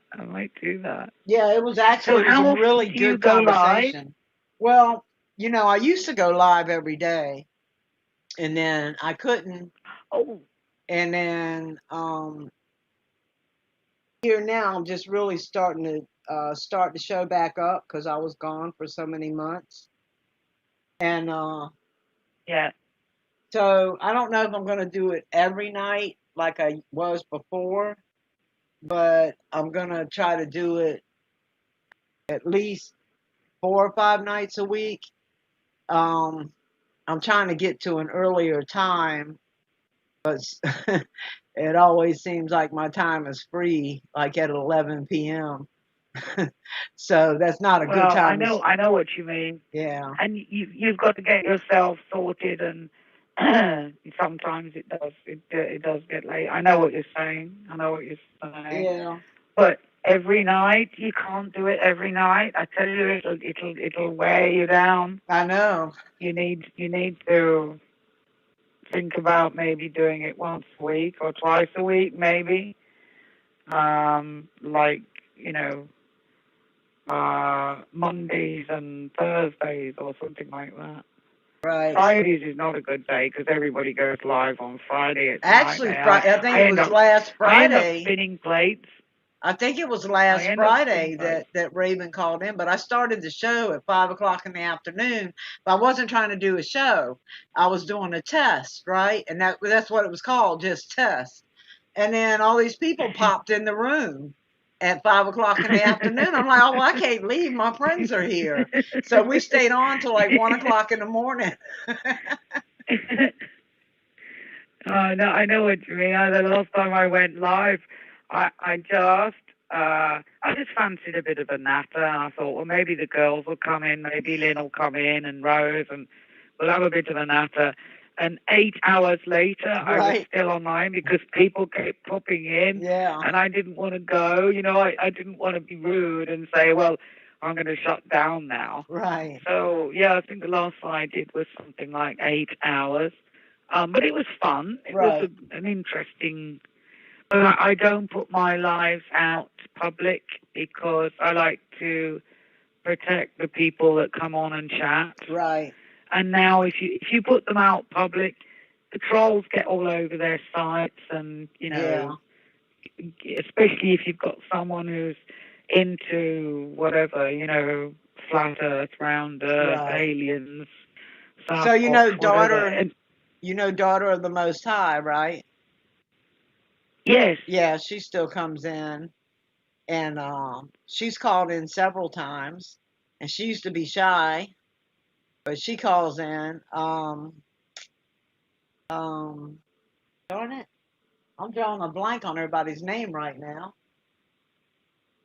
There's probably a lot that I would remember, you know, because I'm pretty good at remembering. I tell you what really throws me is when people change their icon, their little image, I know. because I find that sticks in my head. I remember that. When people change it, it really throws me. I've got a friend who recently did it yesterday. Darlene, she changed her image. And honestly, I mean, I looked at it and I thought, who's this? And then I thought, oh yes, because she used to be in a red dress, and now she's like wearing a cowboy hat. It just doesn't look like her at all. Because I got so used, and Hellcat did that when Hellcat, because she was always a red icon, and I always spotted her when she came in. It didn't matter how many people were in the chat room, I instantly would spot her and say hello. And then she changed it to some, I don't know, some other color, I think green or something. And I used to miss her frequently. I'd miss her, and then I'd, oh goodness, why didn't I say hello?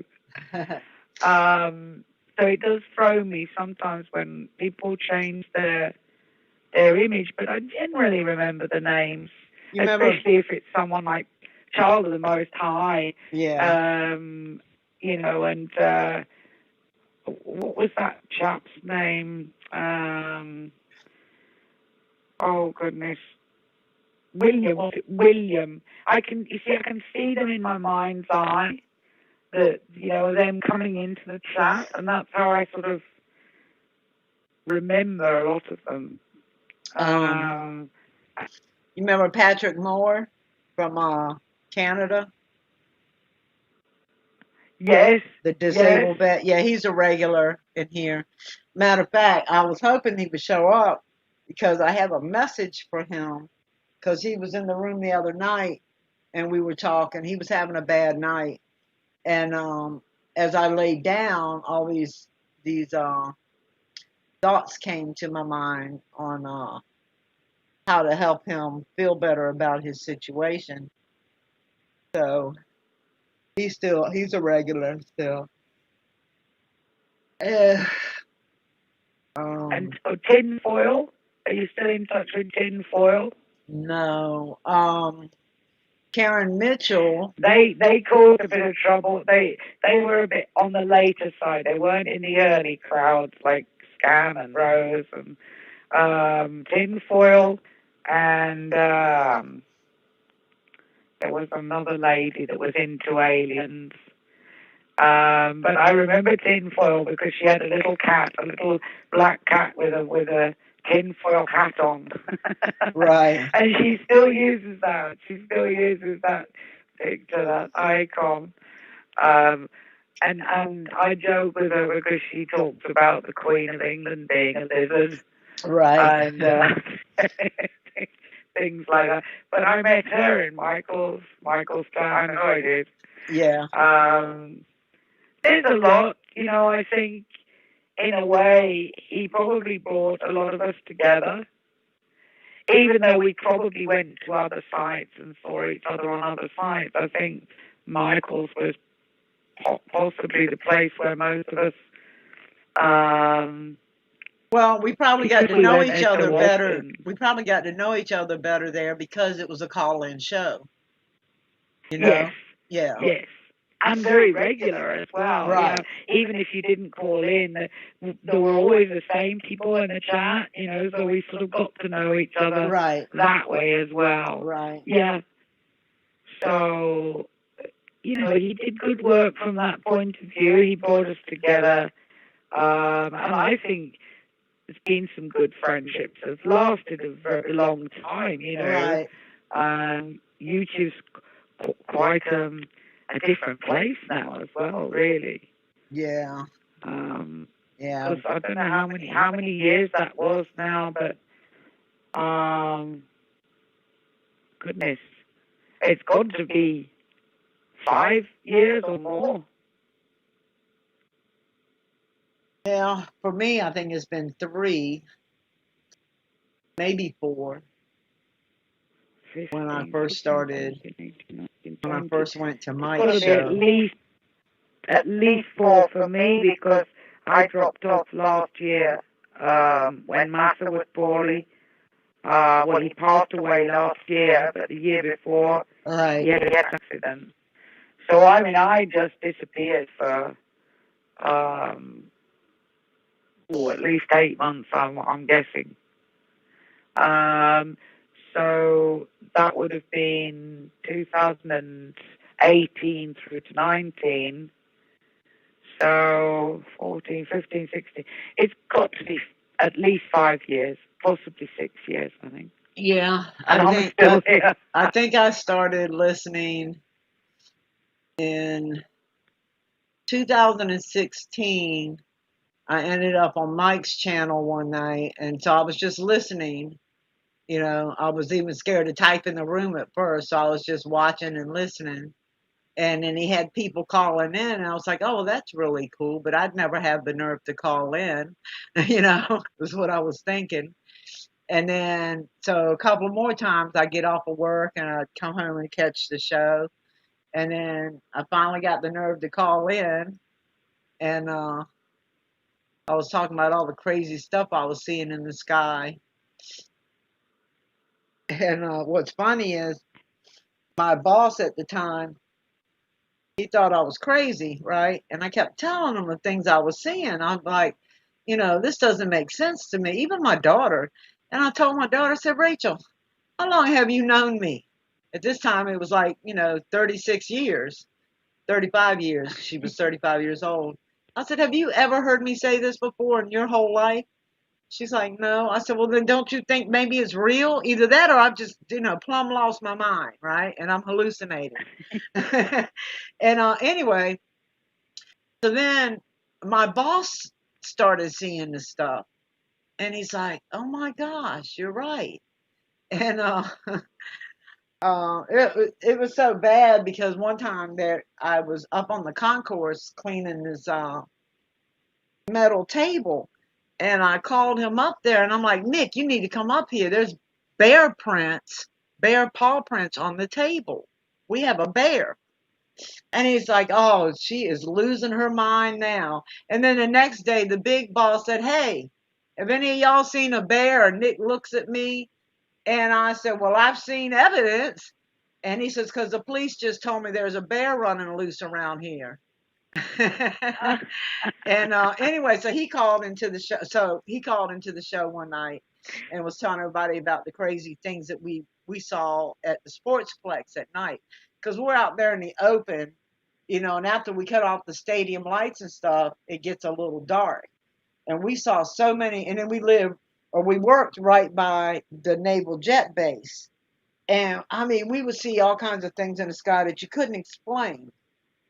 And then the Navy came out with an article in our local newspaper, and it said that they had been seeing strange things around the base, and that if anybody had seen anything, to call in and report it.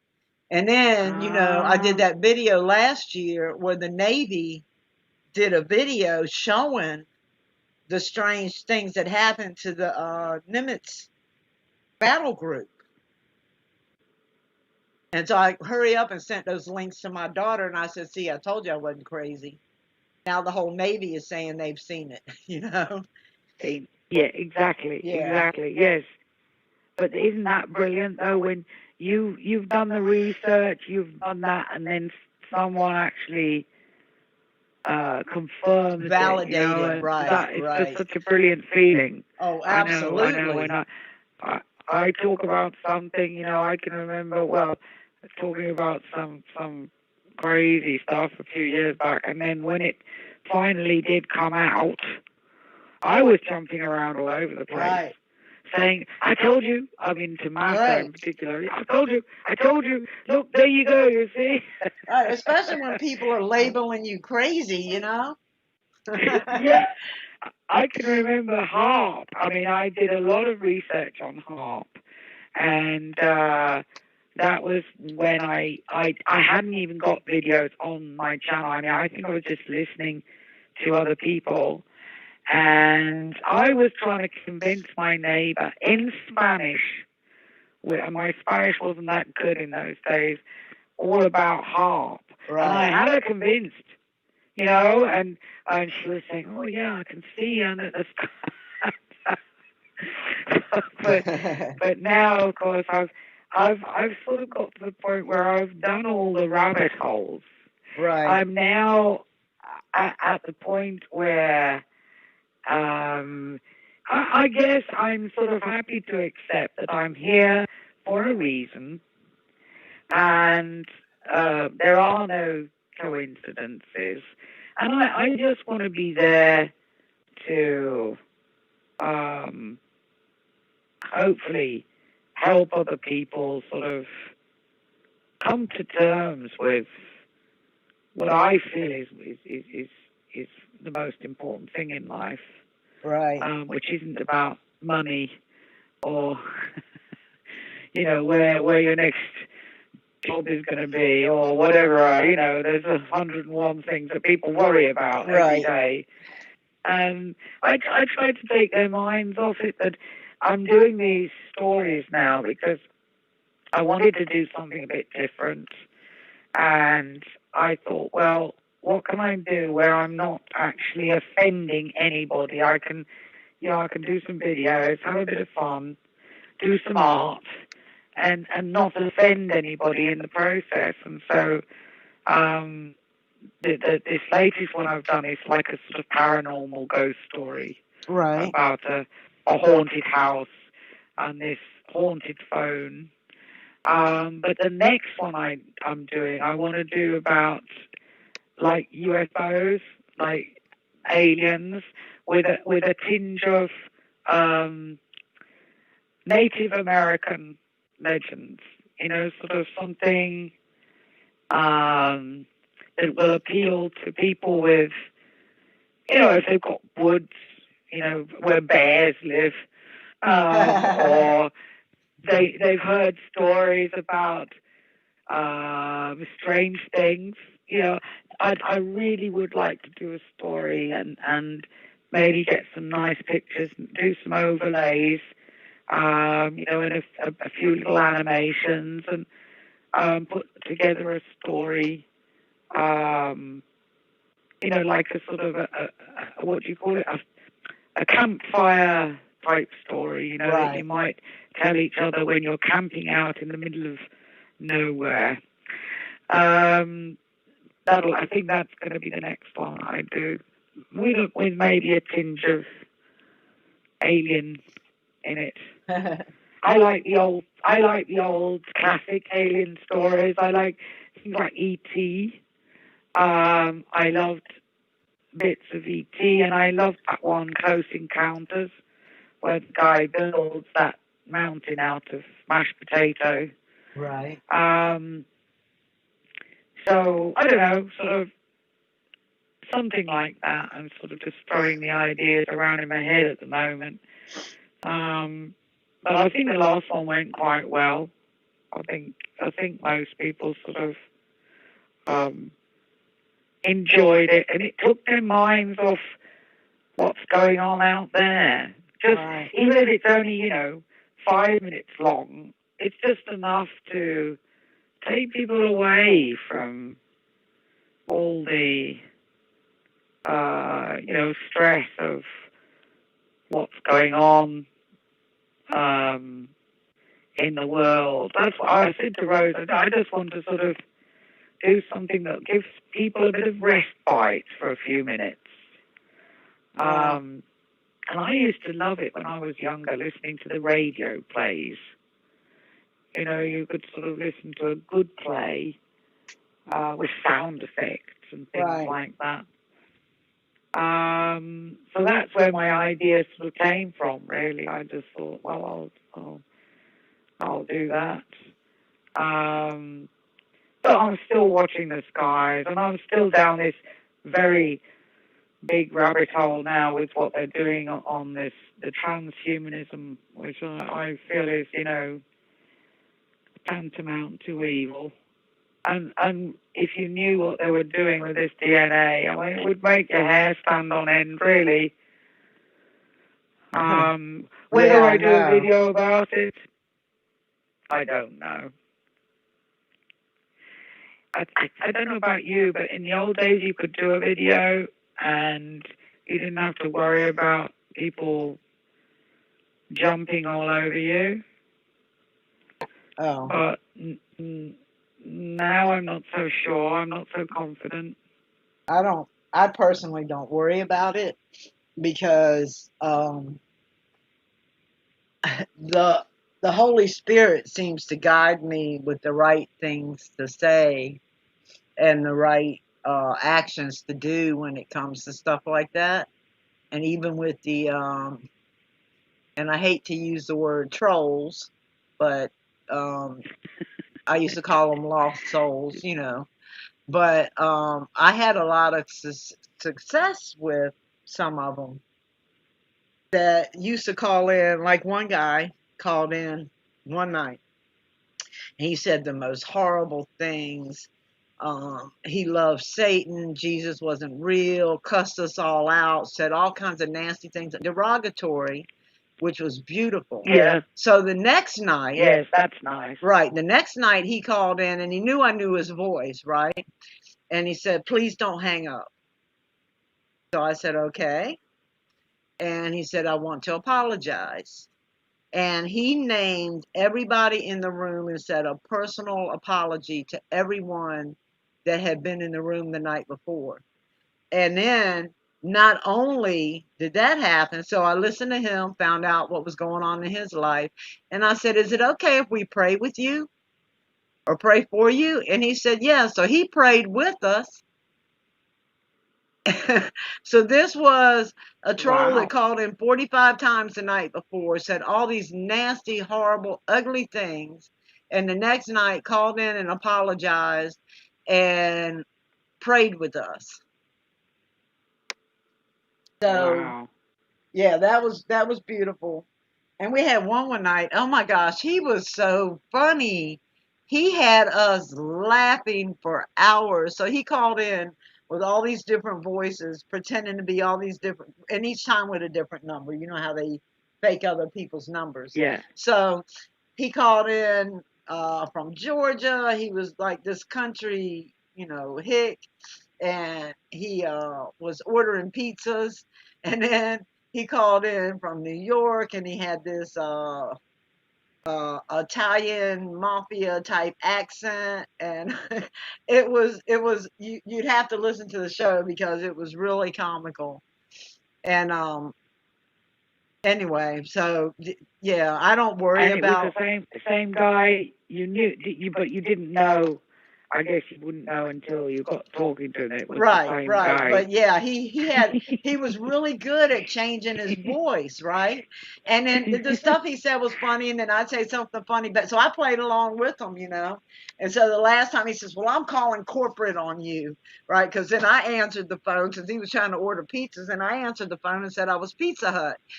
And he's like, "The Hut, I want Domino's pizza," and it just went office. Can I help you? And then he went on, and everybody in the room was just laughing. It was good. It was good, lighthearted. So that was the But best it's troll I nice. ever had. That's nice when you can get to know people that way. I think that's so much nicer than having to do it by just chatting in a chat box. If you can Right, talk to people, right. you get to know their personality. I mean, I don't know what it was that made me first call in to Michael. I have no idea what it was that spurred me onto it, but I didn't want to let on that I was in Venezuela. I know that, and I certainly didn't want to talk about. And he kept saying, "Well, tell us about Venezuela, tell us about it," and I really did not want to talk about Venezuela. I think I Right. was probably on my informatics, um, anti-transhumanism thing then, Right. because it's been with me for a long time because I worked in informatics, and now I suppose I see what they're doing, with the technology, and it's a shame because it could be so good. It really could be so Oh yeah, if it wonderful. was used for the right things, yeah. Exactly. Yeah. I'm not saying I'm anti the technology, but the way in which they've now run with it, with this CERN thing, they find the Higgs boson, and instead of saying, well, okay, great, job done, now they're trying to mess with nature, really, in my Well, opinion. Scripture also told us, or Jesus told us in Scripture, that in the last days there would be such an increase in knowledge, and we're there. I mean, look how far the world has come in 100 years. All those Yes, thousands of but years they all this stayed. data, All it those. has to be stored. Uh-huh. All this data has to be stored. I don't think anyone has any idea. How I mean, much it is, yeah. it's like a whole town in Silicon Valley, and all of these buildings, all of these warehouse-sized buildings, are full of servers holding the data that has been Yeah. But put onto the internet every day. Especially now, everyone's doing live streams. Imagine it yeah. since But Mew March. Mew, I mean, it's gone crazy. you know what's more amazing than that is that the DNA coding in one human being is so much. This is God's creation now. This is God's data. Is so much that it would have to go from here to the moon in distance Yes, to in stretch one the string. DNA coding just for one human being. Yeah, That's how much yeah, data is in us. yeah. So But yeah. on the flip side of that coin, you probably know that they use chips, like a crystal or a transistor chip, Right. to keep the data on the computer. Right. And then they developed glass. They took, they made a small glass disc which could hold even more data, and that wasn't sufficient. And now what they're doing is they're taking they tried it with synthetic DNA and it didn't work. So they're taking real DNA, they're drying it into a powder, and to be reactivated, they can send it anywhere around the world in its dried form. To be reactivated, you just put it in a tiny little test tube and put some water with it, wet it down, and it's ready to roll. And a teaspoonful of this DNA powder can hold pretty much the entire information of the universe in one teaspoon. Yeah. Mind-boggling, don't you think? You know what's also strange? Okay, so I have Rho negative blood, and that was something we've always had in common. I remember that. Yeah, and they can't people clone used to talk about it in the chat. Yeah, and say, was it a bad thing? I never used to make a comment. Or they would try to say things and they didn't know, and since I have it, I know, and I'm like, no, that's not correct. Let me straighten you out. But yeah, so they still can't clone our blood. They cannot figure out how to clone Rho negative blood. Yeah. Well, there's actually a lot of positive things about. Oh yeah, we're the universal donor. The strange thing is they still don't know where we came from. Scientists cannot figure out, how we originated, how Rho negative blood came about. So it was either the original blood type, which is what I'm thinking, because we have no antigens on our blood at all, and all the others do. Antigens. We have no antigens. O positive has an antigen. It has the rhesus monkey factor. Did I lose you again? I can't see the answer. Yes, I did. Can you? Hey, what happened? I think that was my service provider warning. I'm sorry, it's not me. I think they've obviously got some sort of time limit on the computer at this end. Oh, yeah, I don't know. Because it's long distance. Right. I'm just amazed. And they probably think, she's gone over, I don't know, whatever it is, dollars. I'm just amazed that we can talk to each other. You're so far away, and we can talk to each other like we're sitting next to each other.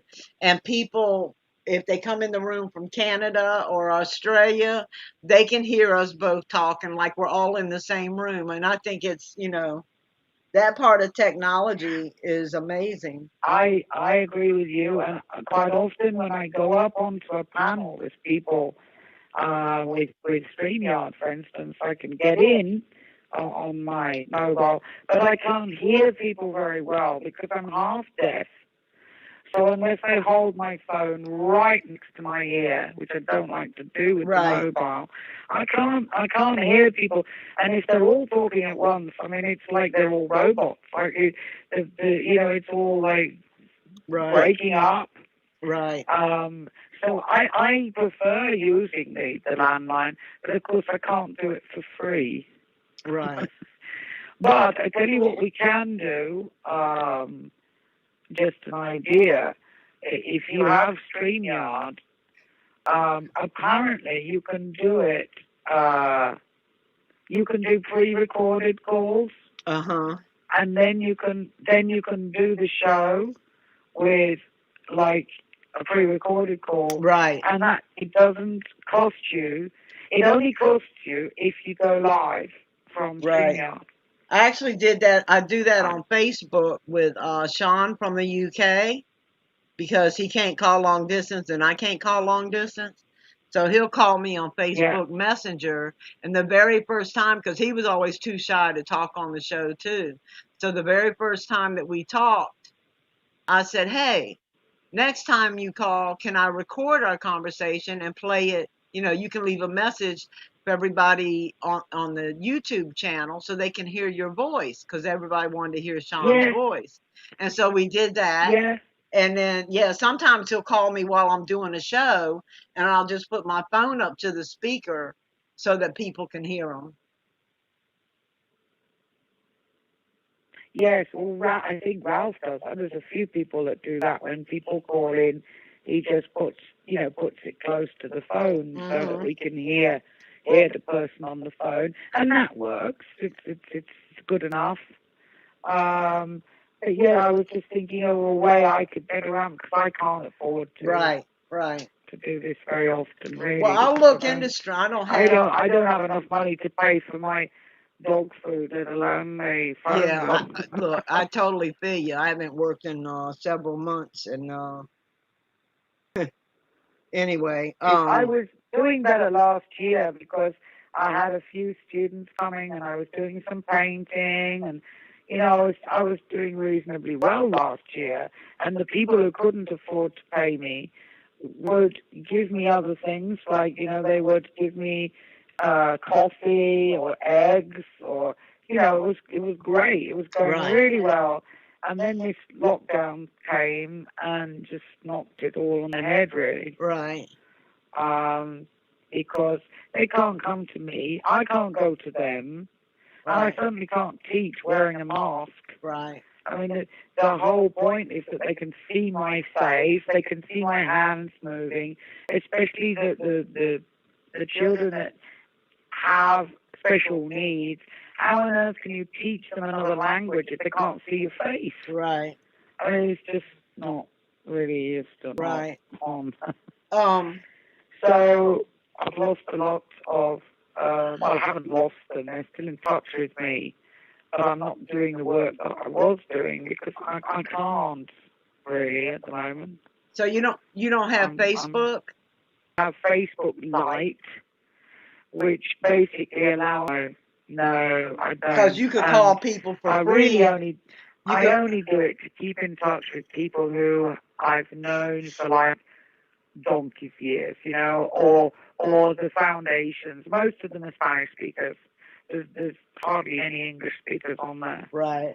Because I've got two groups. You see, I've got the Spanish-speaking group, the South American group, and then I've got the rest of the world, like English-speaking group. Right. Well, I can't mix them, because if I mix them, I get really confused. Right. Because I find I'm not very good at swinging backwards and forwards. I can either work in Spanish mode or I can work in English mode. Right. But swinging between the two, it's I'm too old for that now. I just, it confuses me no end. So I do have Facebook only Lite. I use Hangouts. I thought they did away with Hangout here. No, I was on Hangouts today. I chat with Rose on Hangouts. They did. I'm telling you, I had Hangout a year and a half ago, and they did away with it. Unless they brought it back. Well, I have it on both my laptop and my mobile, because when I open my emails on my laptop, which is very rarely, Hangouts pops up, and I know who's on Hangouts. It gives me a little icon, and I use Hangouts on my mobile as well because it's free. Right. So, and I have WhatsApp, which I use on my mobile. Right. I talk to my mum on that because I'm not allowed to ring the UK at all, not even through the operator. Really? So I have to use WhatsApp to speak to my mum in the UK. Wow. So that's an option. The only thing with Hangouts is I have to have your number so that I can add it to my contacts. Nothing more than that. I mean, I can use your channel name, because I can't invite you to Hangouts without having you on my list of contacts. Right. If you see what I mean. But that works for me, so it should work for you, I guess. That's interesting because, yeah, they had this thing that Hangout was going away, so I deleted it. Or the other option is you can send me a link for StreamYard, and I can call in on the link to StreamYard. Right. Well, I got to download StreamYard because I don't have it. And it's easy peasy. StreamYard is like, you remember OBS, which used to be like, a real headache? Yeah. Very confusing. I mean, Yeah. you have to have a PhD and, Oh, I had OBS in the beginning. double Dutch. I had OBS, but OBS is so easy. Even me being dyslexic, I can use StreamYard, and basically you just, as soon as you want to go live, you're ready, you just press the live button and you send it to YouTube, or you can send it to Facebook. right. You can send it to whichever account you want to. Right. And the person who calls in just gets the link to enter StreamYard, and they don't have to show their face if they don't want to. Right. They can just show their icon, or they can show their face, whatever they want. Right. And you can have up to 6 people on the same conversation if you want. Right. Well, you don't have to do that. You can have just you and one other person. And that's free because, see, I pay for Skype.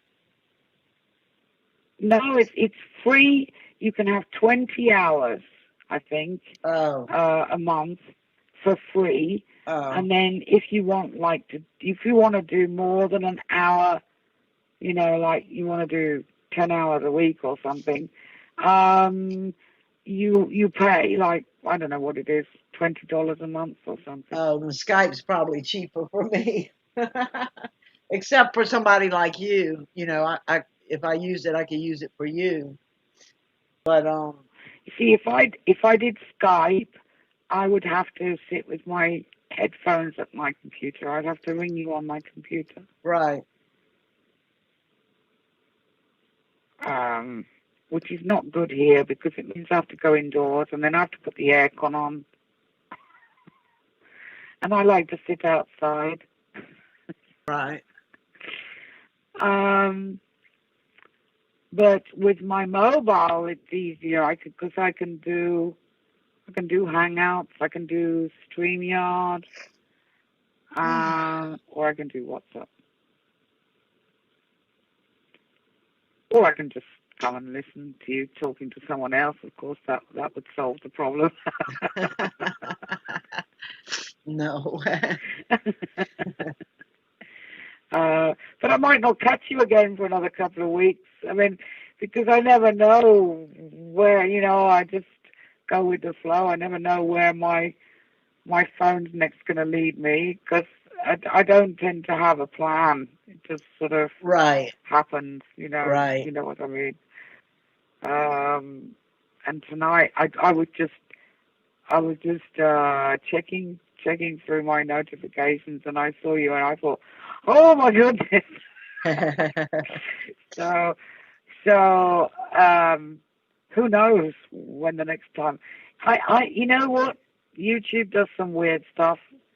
I get some recommendations sometimes from them, and I think, how did they know that I was thinking that? Or that I did that today? Oh yeah, algorithms are a trip. Yeah, but it's like not even. I mean, I was chatting with Rose the other day, and I said something about, I don't know what it was we were talking about, something not related to YouTube at all. And I finished the call, and then this thing popped up on the screen, or recommended for you. And when I opened it, I thought, how on earth did they know that? Right. Oh, you want to hear I something? mean, I had to get back to her, and I said, "You never guess what," Right, because it was something we wouldn't have shared in a public conversation, if you know right. what I mean. And they must have been listening in. As far as I'm concerned, they must have been. How on earth would they have known? Well, look, one time I stopped at a 7-Eleven, and this was like 2 years ago, and this dude was trying to talk to me, and he was trying to ask me out on a date and all that, and I'm like, well, I'm a Christian, and so you probably wouldn't want to date me because I'm not going to sleep with you, you know, and and he said, well, I'll Yeah. marry you, right? So then, now my phone was in my pocket and it was not on. I get in my car and I open up my phone, and guess what ad pops up?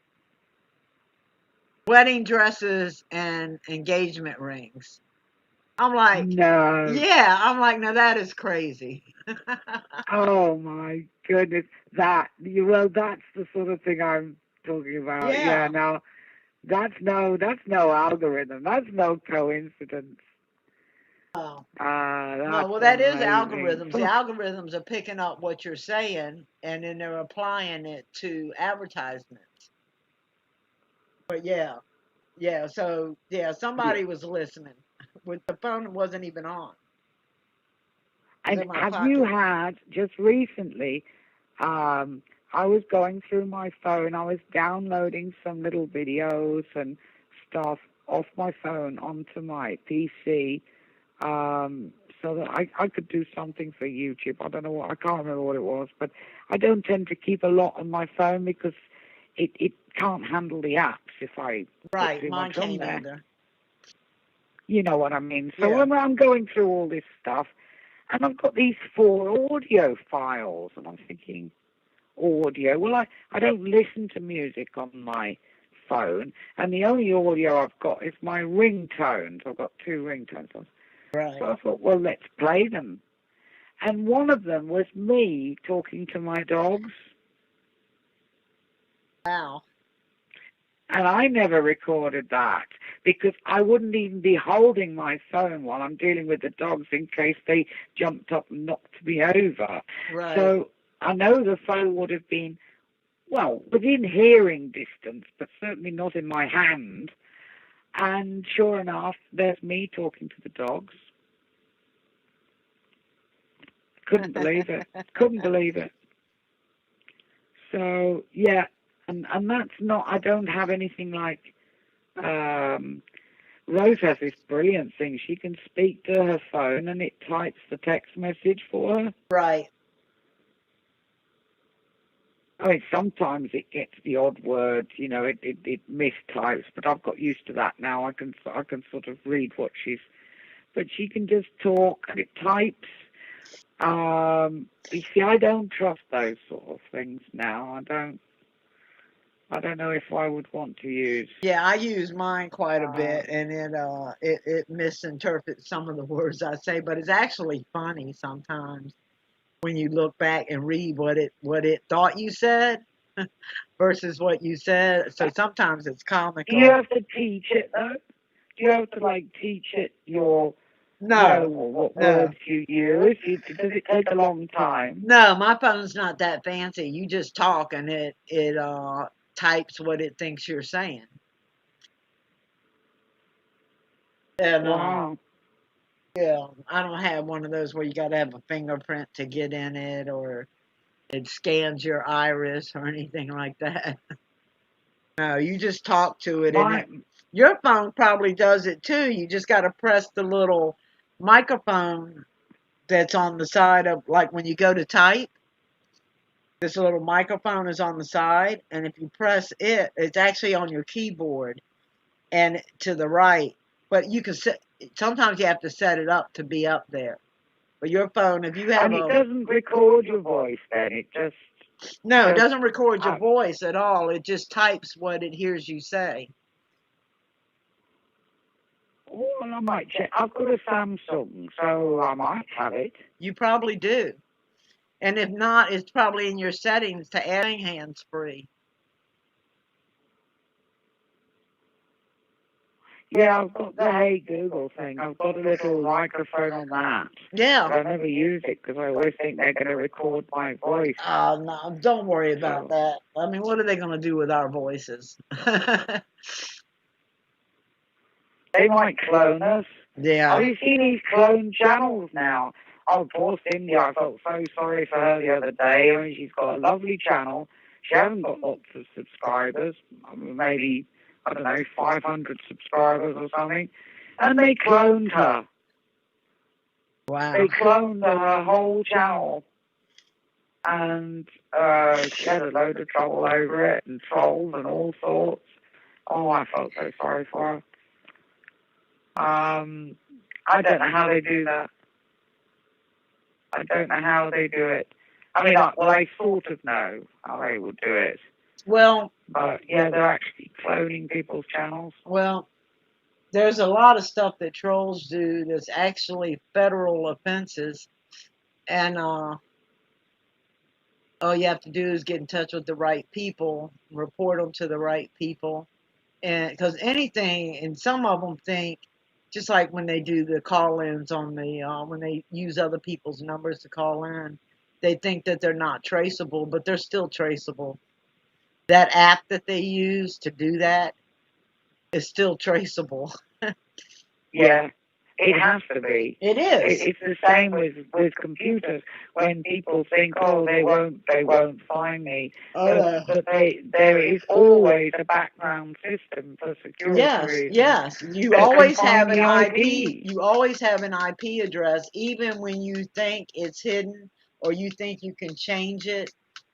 There is, trust me, there's a digital signature to everything that you do.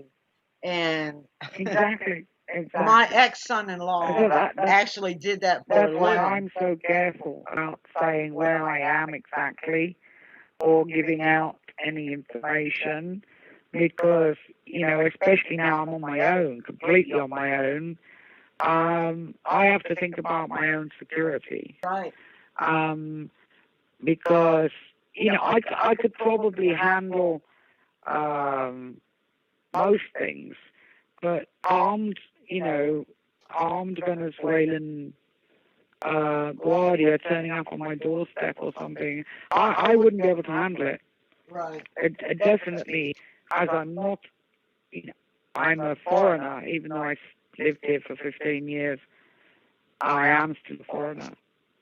And I wouldn't want, I know that these certain channels have shut people down and given out their address and all sorts.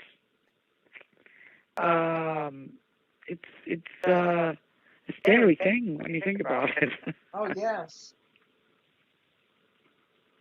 Okay, but I felt really sorry for. I'll tell you who else they did it to. I don't know if you followed him at all, possibly not. Last year it was. They hit him. He's a DIY guy, DIY granddad. And he's got lovely, lovely grandchildren, and they basically not only cloned his channel, but they took all his videos and his artwork, which he had on his, header, like his logo. And then all they did was they used his IP, his like YouTube channel IP, and they just changed the name. So it looked like it was a different channel. It was sort of, I don't know, DIY kitchens or something. But it was his channel. All these videos, everything, it was exactly identical. Yeah. I mean, that's got to be, like you say, that's got to be some sort of federal offence, hasn't it, really? Well, That was in the UK. They did that.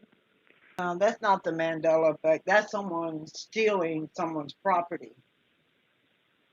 Yes. And he'd worked hard building that site up, He was so upset when he discovered what they'd done, because, of course, he didn't know, he wasn't aware of it until YouTube got in touch with him and they gave him a strike or something for something, and he thought, hang on a minute, well, I haven't done that. And then when he sort of dug into it, he discovered what had happened. But he was really missed. And he put a couple of videos up explaining Was that to Matt people what 77? had happened. Sorry? Was that Matt 777 from the UK? It was someone in the UK. He did DIY. I remember that. Oh, He was a DIY channel. And he used to do some really good DIY videos. That's how I found him, because I was stuck trying to do something. I can't remember what it was now, but I found him because he gave a perfect, sort of description of how to do whatever it was I was trying to do. Fine. So I ended up subbing to him. right. And I couldn't believe what they did. I mean, he had a lot of videos, like thousands. He'd worked so hard to set up his channel, and he almost lost a lot, literally, because what YouTube had done was they'd given his official channel, link, the IP, Right. to the other people, and they shut him down, not the Wow. other way around. Wow. And when they shut you down now, they shut you down for 3 months. I don't think I could. How would I cope if I had no YouTube for 3 months? I don't think I would. I think I'd just sort of. I'd go and jump off the nearest bridge, I think.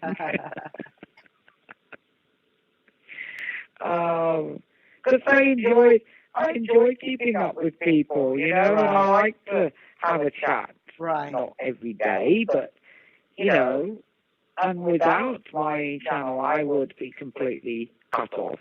Right. I wouldn't know what was going on. I'd have no news. Right. It'd be a disaster. Not that it's likely to happen, because I don't think I have enough people on my channel, and I certainly don't want to upset anybody to tempt them to do anything like that. Yeah. And how many people have you got? It hasn't grown in over a year. Of course, I haven't been around a lot either. But This show, it'll soon pick up. You'll be surprised. And want new friends, like perhaps every day or every couple of days, depending well, I on was at how first, often. yeah. But like I don't use Twitter. Rose was telling me if I use Twitter, I could get a lot more subscribers. I just don't have the time for all the different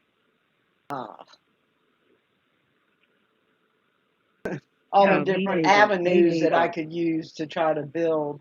And I haven't even used Facebook. Now I have 2,000, almost 20 people on my Facebook, because I know a lot of people from, I worked in a bar for 22 years, and I know a lot of people from there.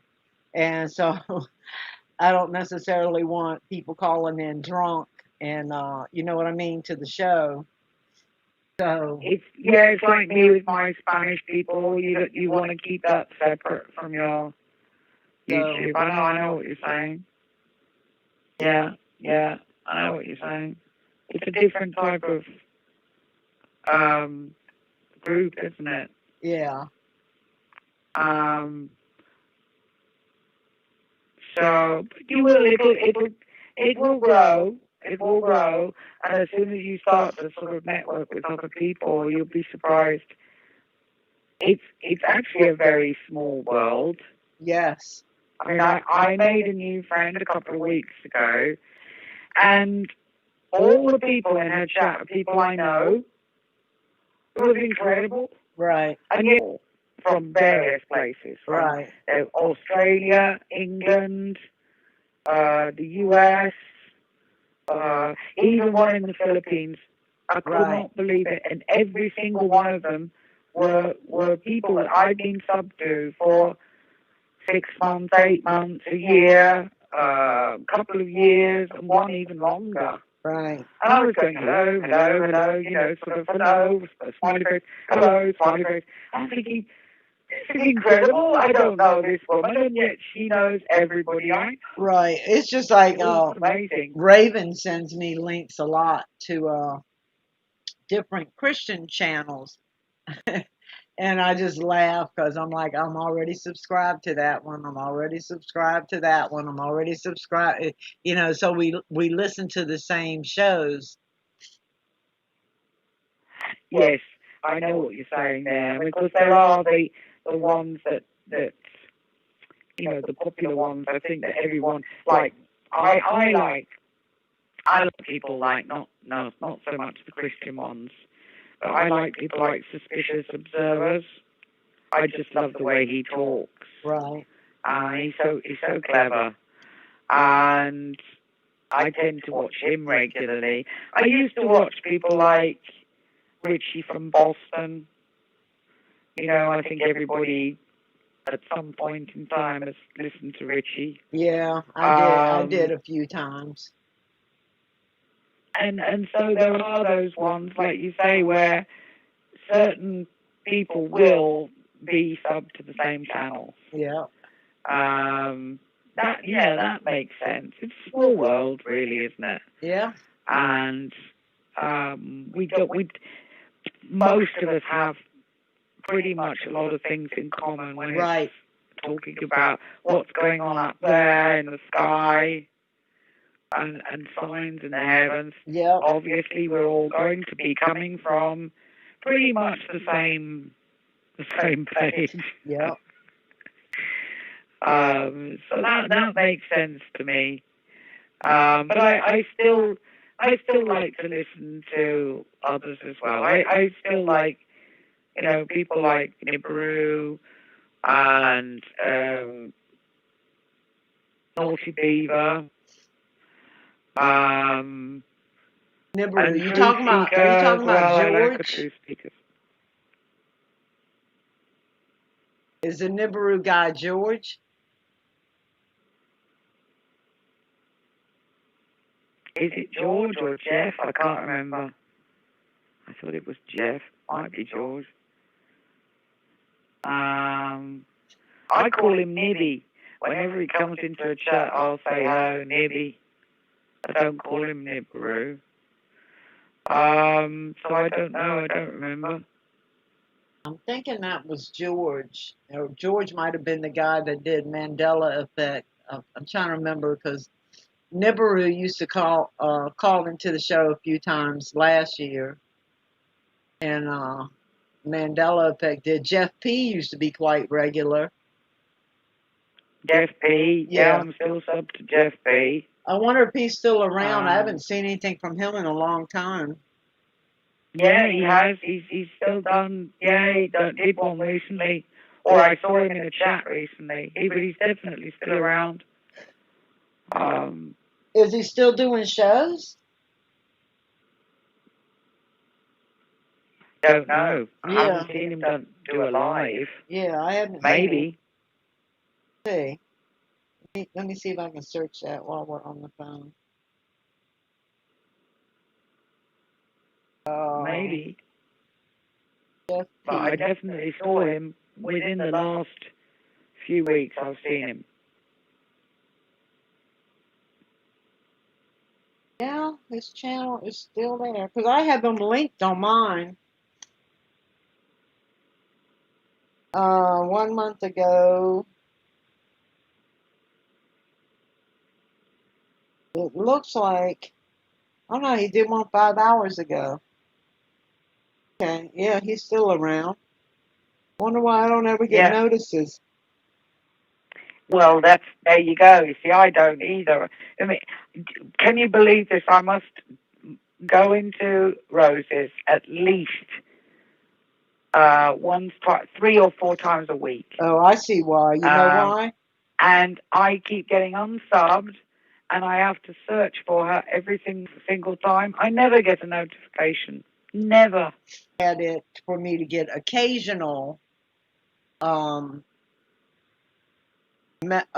occasional messages about his show, and I just changed it to all because I haven't gotten a message about his show in 8-9 months.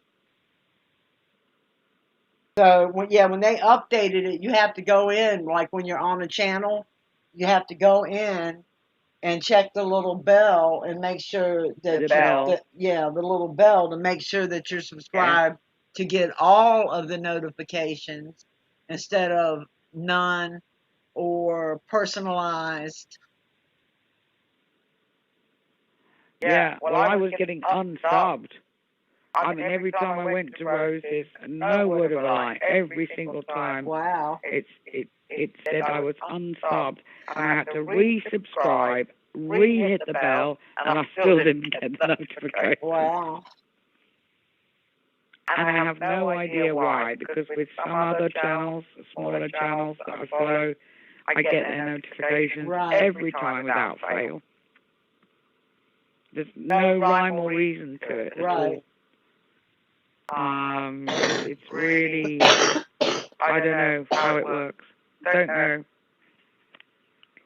But I saw somebody the other day, and I thought, blimey, I haven't seen him load a video in ages. And it was a good job I checked, because I was about to say, oh, where have you been, you know, blah, blah, blah, blah, blah. And when I checked his videos, he'd been doing one every couple of days. Right. I just didn't know, because I hadn't been notified.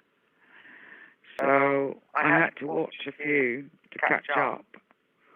And luckily I didn't sort of say, where have you been? But it's I don't know, it's YouTube. It's weird.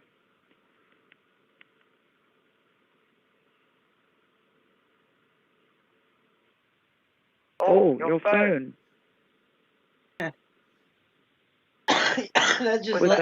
That's just letting me know I got a message. Oh, it sounded like it was ringing. That's just the sound for messages. So have you got anybody in the chat or not at the moment? Well, they're not typing. Oh, so they might be lurkers, as we say. All right, listening. Yeah, listening. And then people will listen. Well, I've got a long time. Yeah, I think the last phone call I made was about a year ago. We'll have to figure out a way to talk without it tossing. Yeah, it's been nice. It's been really nice to chat. But I'm going to go and feed my dogs, because I'm going to have to be up early in the morning to get ready for the arrival of the mechanic, so that he can hopefully fix my van. And I think he said he was going to turn up at 7. So yeah, I need to get a couple of hours. Yeah, I'm not really tired, but you know what it's like. I need to get a couple of hours, and feed the dogs. They're both sitting there looking at me. Very, very patient. You're very patient, aren't you? Very quiet with very waggy tails. So I wish I could show them to you. So they get on well now. They didn't before. Yeah. But Maxie is like a little shadow now. She follows Anna absolutely everywhere. Yeah. I wish I had my own place so I could have a pet. I miss having a dog. Well, you can sometimes. It depends if you have a landlord that's, understanding. But I know Nope. you're not allowed any pets at all. Oh, I probably could have a fish, but I don't want a fish. I want a dog or a cat. Don't want to fish. Yeah. Yes. No, No, you you want want exactly. exactly. I can see there is a great difference between Yeah. a fish or a cat. Yes. Yes. Oh, Oh, that's that's a a shame. shame. Yeah. And even if you asked them nicely, they would just say no, would they? Yeah. Mm. What about a bearded dragon No, or I'm chameleon? sure that would be no too, but no, I wouldn't want a chameleon. And I had a bearded dragon one night when I worked at the bar. One of my customers had one, and so everybody dared me to put it on my shoulder and serve drinks with it all night long. So I did, and it was a little weird, but it finally nuzzled up under my hair and got all comfortable and went to sleep, and so it was okay. Aw. But yeah, They're very friendly. yeah, I think bearded dragons are so lovely because they're so friendly and they have such good personalities. You know, Yeah. they are such little characters. So maybe, but if the landlord says no, that's probably not going to be an option either. Yeah. You could have a cat. No, cannot. Are you on the first floor? You're not on the ground floor. I don't live alone. I rent a room. Yeah. I I was going to say, well, if you've got a room on the ground floor, you could let the cat in and out through the window. Or No, I used But to if have you're- I used to have cats when I wasn't supposed to in apartments, and they were indoor cats. They never went out, and that was Oh. fine. But I'll tell No. you before I go, I'll tell you something funny. With the Conan show, look for him talking about sharing a house and the bathroom ducks. the bathroom duck. Yeah, you know, like those little ducks you have in the bath, you know, the little yellow. Yeah. You will love it. It's so funny. I was in tears laughing. You'll probably find it on YouTube. I'm sure you'll find it on YouTube. Right. I was crying with laughter. James Beach is his name, and he did it on the Conan. I'm pretty sure it was the Conan show. And it's so funny. If you've ever shared a place with somebody, you will relate to it 100%. I'll have to check it out. Fun. Yeah. So on that note, I'm going to go. I'm going to feed my doggies. Enjoy the rest of your day, which it is now. Because it's now the third already. I can't believe that. Yes, it is. The last 2 days. It is the third, isn't it? Yes. It's now Thursday the 3rd. And I hope to catch you very soon. Yes, that would be awesome. It's such a pleasure to hear from you tonight. Like I said, the last time I heard your voice was on Mike's show when you called in once. A long time ago. Yeah, a couple of years Yeah, at a long least. time. It's got to be, because towards the end of the show's life, he used to have so many people calling in, you could never get through. So it's got to be a few years, I think. More than you think, actually. I think possibly longer. You said it's James Beach? James Beach, yeah, with a V. Yeah. I think it's V-E-I-T-C-H. I found it. James Beach, Bathroom Duck. James. Bathroom Doc. Yeah, just look at James Leach. The terrible roommate. Was it? Well, if you found the Bathroom Doc, it's the same story. He's just very good at. But it should be acted out. You'll actually see what in visual as well. He's not just talking about it. He actually shows you, if you know what I mean. Right. I won't spoil it, but it's funny. It's funny. So enjoy that if you've got time to sit down and have a coffee or a cocoa. Right. So he was rearranging the duck. Yeah, I found it. That's it. Yes. Yes. And it's a good story. I won't tell you what.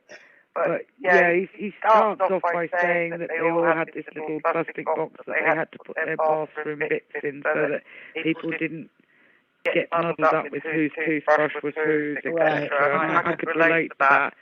When I was living in Reading, I was sharing a house with about 6 guys, and it was a nightmare.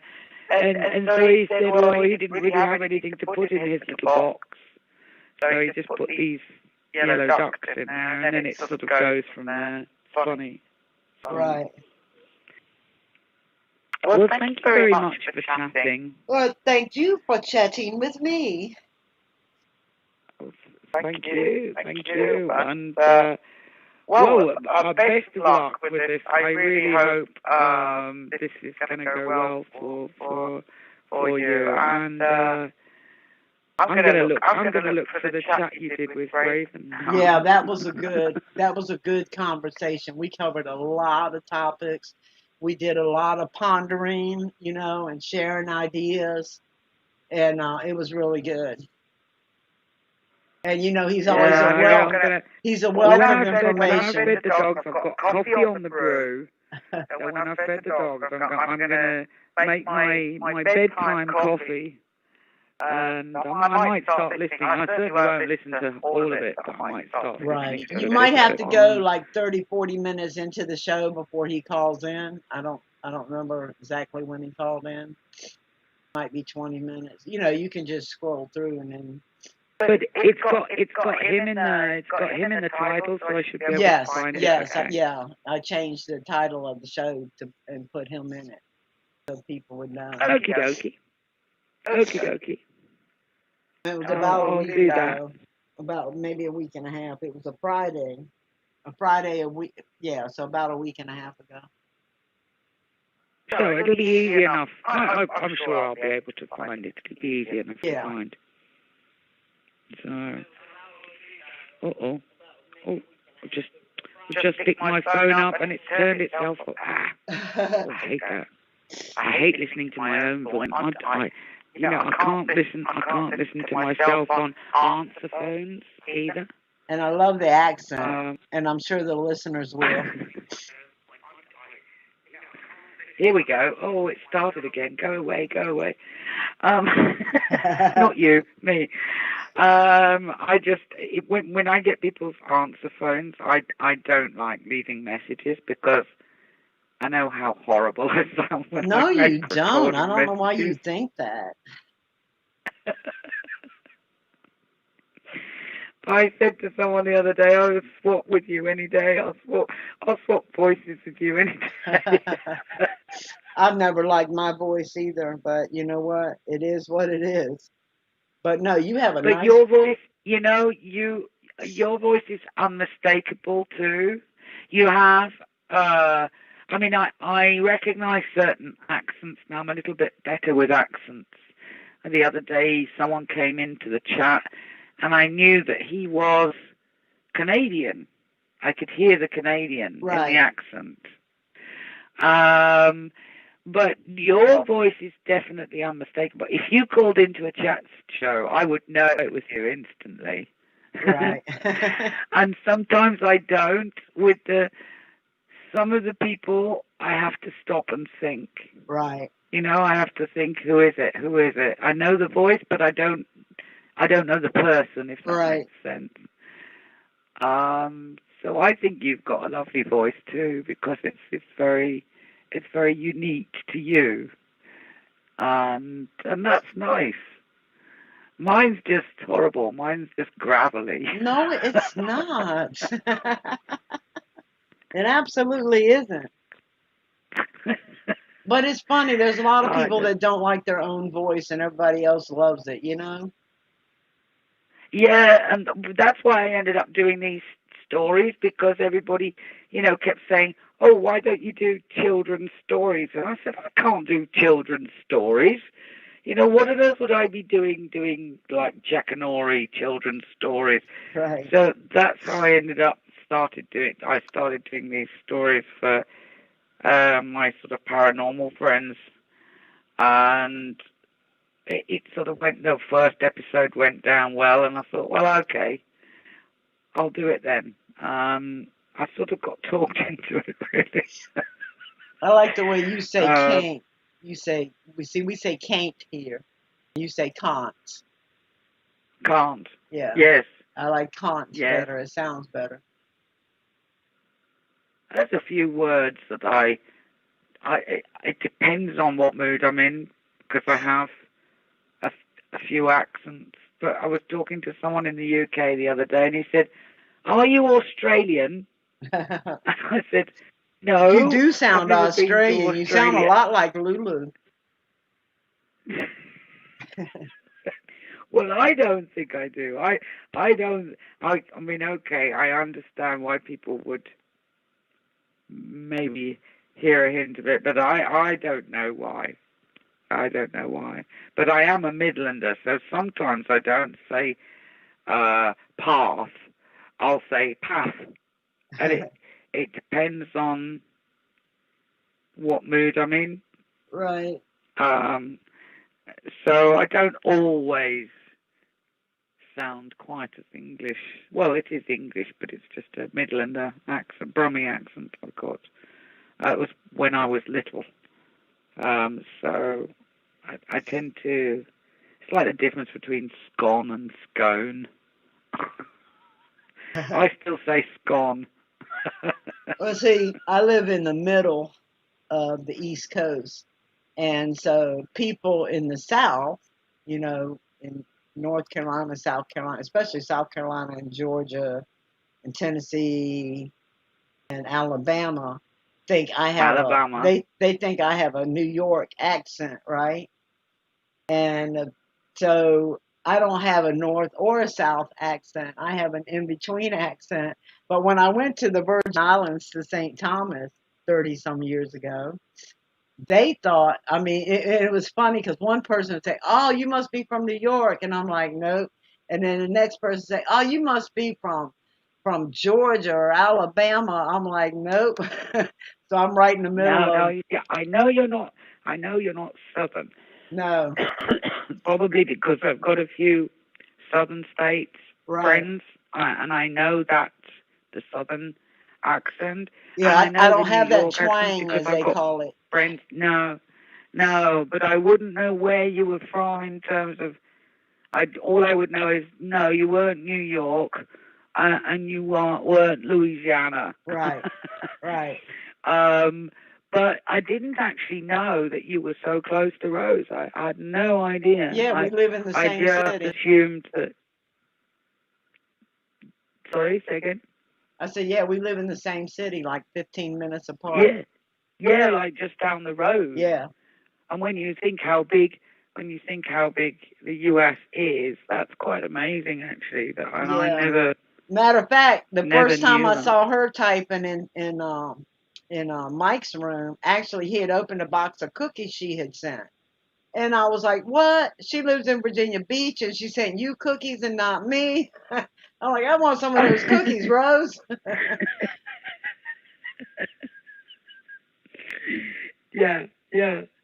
I tell you, I remember she was from further north, I think, although it wasn't New York. It was more central northern, if that makes sense.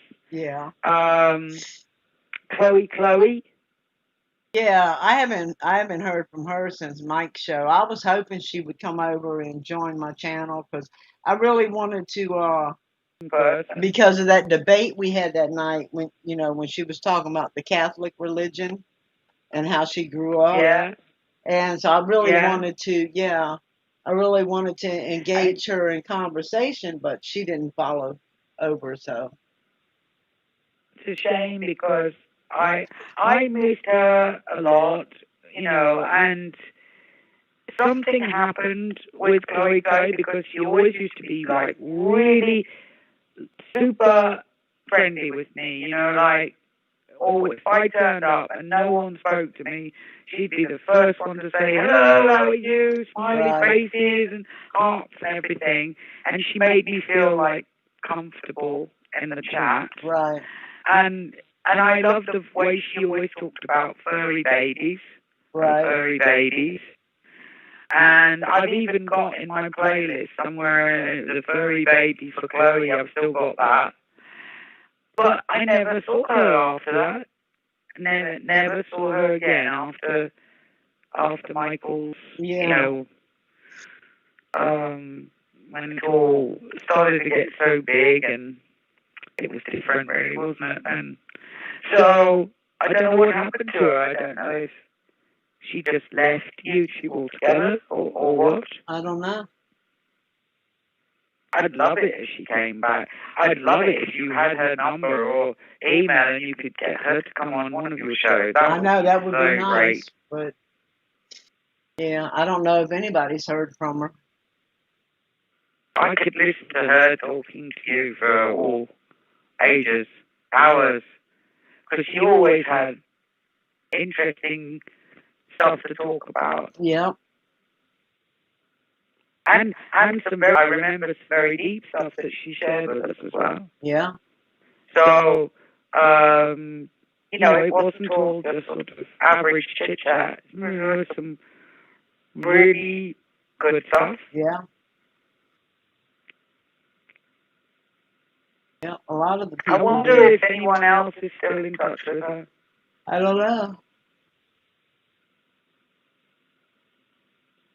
I'll have to see if I can ask. Maybe around. that. And if you do ring Scan, I'm trying to remember what his name was. William, Bill. Was it? Well, if you do ring him anyway, see if you can find out if he's okay. You don't Yeah, have to say I was I'll try to asking. call him tomorrow. I don't even know if the number's still good, but I'll try tomorrow. See. Yeah, and then just drop me a comment if you know he's okay. Just let me know. Yeah, I will. Only because I'm an old mother hen. I'm worrying. Yeah. Every day. I am worrying about him. So it would be nice to know. Yeah, I worry about a lot of people we don't hear from. The ones that it's the nature of YouTube, unfortunately, though, isn't it? I guess people go their own ways. Sometimes people do go, they give up and they stop their channels or whatever. And a few people have passed away as well this year. I've lost a few friends. Because, also a lot of my friends are sort of in the older age groups as well, so that it happened. That was just very sudden. I mean, he was only, I don't know, very young, 45. Right. No more than 50. No, 45, I would have put him at.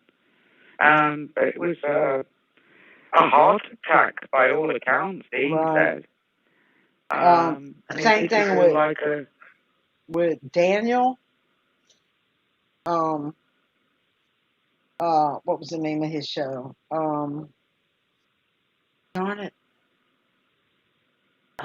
He had cancer. He died from cancer. what was his name? Darn it. I know Crow died. Crow died of cancer.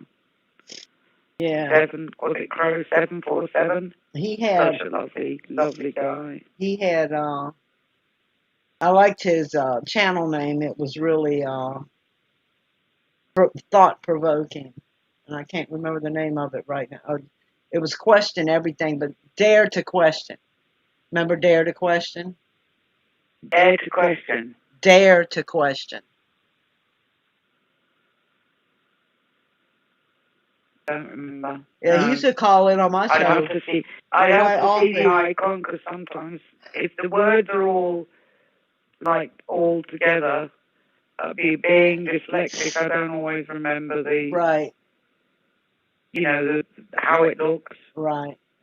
Some people have such long Yeah, I know. names, and all I would do is remember the first bit and the last bit and the icon. Well, I remember the first time he called in, he told us about his cancer, and he was like, so he was heavy into scriptures, and he was reading Hebrew and everything, and he's like, I just want to get the word out to as many people as I can, because I don't know how long I've got, and yeah, he passed away. I remember him calling in. I remember that call. Yeah. Isn't that strange? Now, as soon as you said that, I could remember his voice, and I remember the call. Right. I mean, he called in, several times after that, but that was the first time he called in. Yeah. Yeah. But I remember we were all sort of blown away when he said that. Yeah. Yeah. Yes. Yeah, he did pass. I remember. But I didn't remember the channel name for some unknown reason.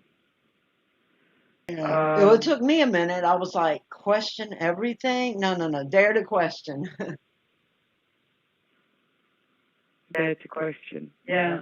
I wouldn't have remembered that, but I do remember the call. Yeah. Well, that's the one thing the Lord gave me was one of the things I've had all my life is a very good memory. Yeah, that's one thing I have. It's like I'm not good with numbers. I can't remember numbers, but I remember certain conversations and videos. I was saying to someone yesterday, we were talking about a subject, and I said, "Oh, I've seen a video on that." And I went and I found the video that I had watched 4 years ago so that I could send it to him, because it was such a brilliant video on this particular subject. And I remember that I can play them back in my head. Right. It's like when you've seen a film, and people, you can watch the first part of the film and you say, oh, I've seen this film. I know what's going to happen. Yeah. I'm exactly the same with YouTube. If I've seen someone's video, even if it's a Sky video, and they're not talking, I know I've seen this one before. Right. Or, no, I haven't seen this one yet. It's like a recording in my head. Yeah. And I do the same with conversations. Sometimes people will say, oh, I told you that. And I will say, no, you didn't. Right. Because I know if someone told me something, well, they're not told me something, because it goes in and sticks. Right. Especially phone numbers. Well, I used to be good with phone numbers too. But especially if it's something that sparks an emotion in me for whatever reason, whatever the emotion is, feeling sorry for them, caring about them, worried about them, relating to them, whatever. I definitely will remember all the details. I used to blow people away at the bar. This one guy walked in, 20 years he hadn't been in there. And he walked in, and I sat his drink up on the bar, and he looked at me. He's like, how do you remember that? I said, oh, I remember that. And I remember you were getting your upstairs remodeled, and the dogs did not like the construction workers. and your son was in the Boy Scouts and your daughter was in the Girl Scouts, and your wife has blonde hair and blue eyes and blah, blah, blah. I said, the only thing I don't remember is your name. I can remember every detail about your life and everything you told me, but I can't remember your name. Now, I can relate to that. It's so awful, isn't it, when you know the person you're chatting to them and you're reminding them of all these things, and at the same time you're thinking, What is their name? please, what's the name? What's the name? Tell me the name. Yeah. Because I'm not good with names because I've met so many people in my life in so many different circumstances. Me too. But I can remember their life story, but not their name. name. Where I met them. Right? Sorry, say again? You can remember their life story, but not their name. Yeah. Yeah. And what I have to do is I have to try and trick them into telling me where we met. Because if I can remember where I met them, generally, like I do with YouTube, like with most of my friends, I know which stream I met them in. Right. Like through who I met, whoever. Right. And so it's like it reminds me of who they are, and then I get the name normally, not all the time. But if I can't remember where I met them, right. See, just like when you popped like in. when you see someone in the street and they come up to you and they go, "Hello, how are you?" and how's this and that, and you think, "Well, I know the face." Right. But you can't relate them to where they normally belong. It could be some lady that works in the coffee shop down the road, or whatever. I need to know where I met them, and then I can generally remember. Right. But my brain's not the new data. Your long-term and short-term memory, your long-term and short-term memory work separately. They're individual memories. And so what happens is things go into your short-term first. And then as new things go into your short-term, some of the stuff from last week, which is short-term, goes into long-term memory. And then in order to pull something up out of long-term memory, it takes a stimuli, whether it's visual or a smell, like a sound, an audible. It takes something to stimulate the long-term memory to bring up that memory for you, right? Short-term memory, like children 2 years old don't have a short-term memory. Their short-term memory is horrible. And that's why parents are always fussing at them. They're like, oh, you can remember I promised you ice cream 2 weeks ago, but you can't remember not to touch the TV 2 seconds later. But yes, that's true. 2 seconds later, they can't remember. Their short-term memory hasn't developed yet. So everything goes into long-term. And if there's... Long-term. Go ahead. Yeah, no, that makes sense. Yeah, I hear you. Yeah, it makes perfect sense. With children, especially with young children, yeah. I hear you. Yes. And yeah, it's true. They really don't remember. Their short-term memory doesn't function like it. It's not at full capacity yet. Their short-term memory lasts about 3 minutes, and then it goes into long-term. But see, that's just like that's how they learn language.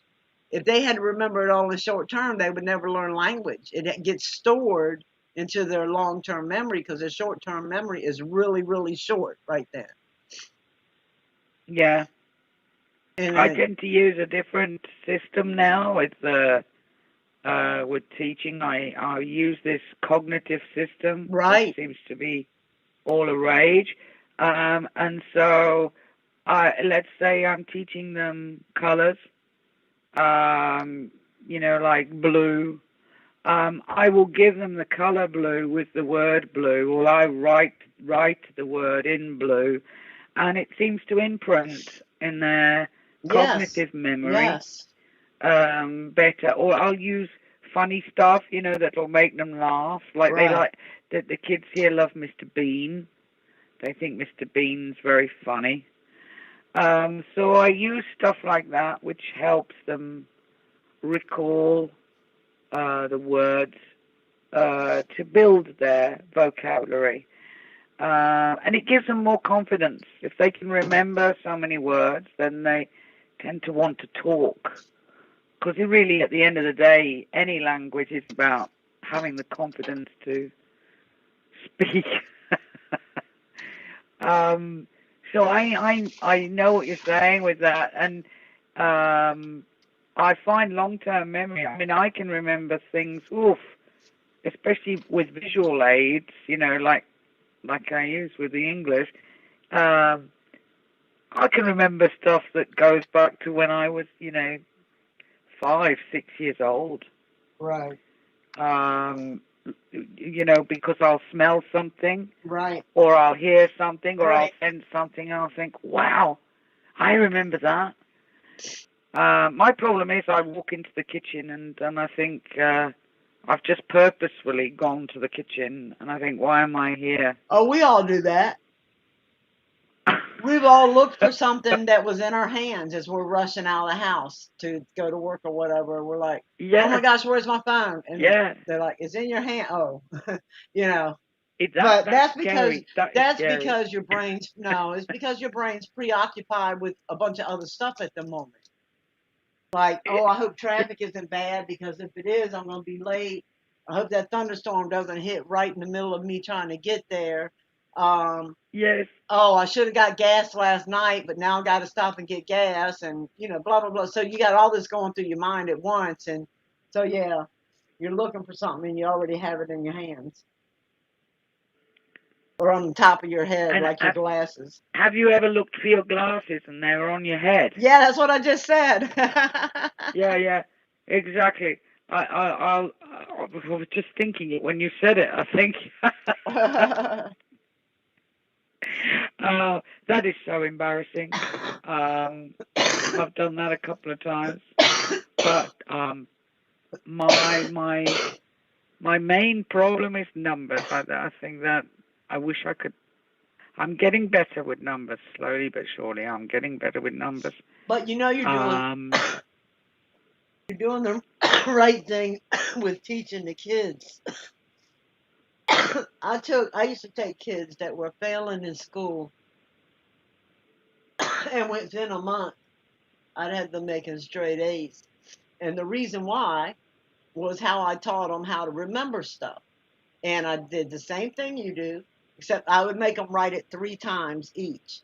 So if they had a spelling test, I'd make them say say it out loud 3 times, spell it out loud, and write, and then write it down 3 times. And then so when you go to take the test, now you have 2 ways to pull it out of your long-term memory. You have visual and audible. So if you're going to write it, and also actually writing it is a physical movement right, that your brain remembers. Right. And so when you go to write it again, you know it doesn't look right, and you can correct it. Yep. Yeah, and that's with my dyslexia. That's how I learned how to spell. Just by writing out the letters until I got used to the shape of the entire word by writing it out. And it works. Right. It works. It's a very simple system. But when you're dealing with children that are not only having problems, they're very shy at school. They're not doing too well. Like one boy I had last year, he came on in leaps and bounds. Honestly, his mother was so chuffed because not only was he speaking English a lot more confidently, but he was doing well at other things at school as well. Right. And I said, well, it's because he's coming out now. He's getting his confidence, and that's all he needed to give him that boost. And I get such and to me, I would do it for free all day long if I could, because I like doing things for other people. Whatever it is, I love to just feel that I've helped them. It's a good feeling, isn't it? A smile. Yeah, or giving them a bit of confidence. Or I mean, I've got one young lady. She's only she's just coming up for 18. She wants to write a book, and I've said to her, well, whatever I can do to help you, give you the confidence. Let's put a plan together, right? Let's decide what you want it to be, which characters you're going to have, whatever, Right. and I'll work with you and I'll do it. And she said, would you do that, even if I did it in Spanish? And I said, of course I would, because I'm going to learn something too. We can Right. do it together. And she often sends me a text now, and she'll say, "Oh, what do you think about this?" You know, and she'll send me a little text, and I'll say, "Oh, that sounds good. Yeah, that sounds interesting." She wants to do like a murder mystery story, but set here in Right. Venezuela, like sort of in modern day Venezuela. Right. She's a very bright girl, actually. And I just want to encourage her, because who knows? She might be the next J.K. Rowling. Right. But instead of Harry Potter, it'll be, a murder mystery Right. or whatever. What was that lady's name? Agatha Christie. There Right. we go. I've She, given her some suggestions of books that she can read, in whatever she wants, in Spanish or in English, but just to inspire her a little Right. bit. Some of the books that I read when I was younger, and I hope she's going to go for it. I right. really do. So yeah, that you're right with the memory thing. It is about helping them find the confidence, and also the repetition is, Right. yes, so Right. important. So important. I do these little videos for them now, and I get them to repeat after me. I'll say the word twice, and then they have to say it. Right. So it's like, repeat after me, whatever it is, book or. And I do visuals for each word, so there's like a little clue as to what the word's Right. going to be. Let them look at the picture, think about it, and then bang, there goes the word. Right. And I tell them, do not use any Spanish. I don't want you trying to translate it. I just want you to learn the picture and the word. Forget about your Spanish. Right. And they look at me and like, what? Are you serious? Yes, absolutely serious, because that's how I did it. Right. When I was here, I couldn't speak a word of the lingo. When I first went out to start working here, I couldn't. I think I could say hello and thank you. And I had to learn all these, the vocabulary, the things in Spanish, not being able to translate them. I just knew what they were, Right. like dog or cat or a tree or. And I think that's the best way of doing it. I think when you translate, when you first start to learn any language, that's where your brain gets confused. Yeah. It's Like I I don't know. was, I could never. I was learning Spanish from there was this Hispanic soccer league when I worked at the sports club, and I love the people. I love them to death. So I was having them teach me some Spanish so I could communicate with them better. They, like the wife spoke pretty good English, but come to find out, even though she spoke it, when you would talk to her, she would say yes a lot when she didn't really understand what she was saying yes to. But anyway, so I was saying, buenas noches. I was saying, in other words, and everybody was laughing at me right? And I was saying it to everybody leaving. It's a whole Hispanic league, and everybody's laughing. I'm like, why are y'all laughing at me? She said, you're saying good butt, not good night. And I'm like, oh my goodness.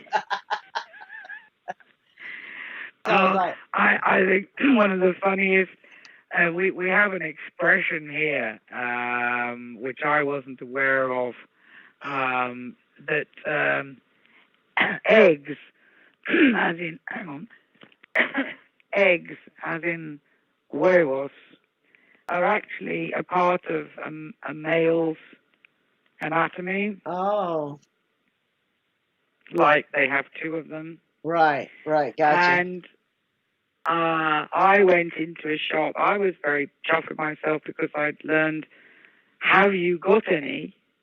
You know, do you have Right. any? Which is the new verb tenere. And so I went into the shop and I said to the man, have you got any eggs? And of course everybody fell about laughing. And I looked at him and I looked at everybody else and they're still laughing. And I said, what did I say? And he had to explain it to me. I had no idea. Right. I was completely innocent. So things like that. And the taxi drivers, well, I say taxi drivers, poor puesto drivers, they taught me a lot of bad language as well. Right. You know, a lot of the slang words that they use. Right.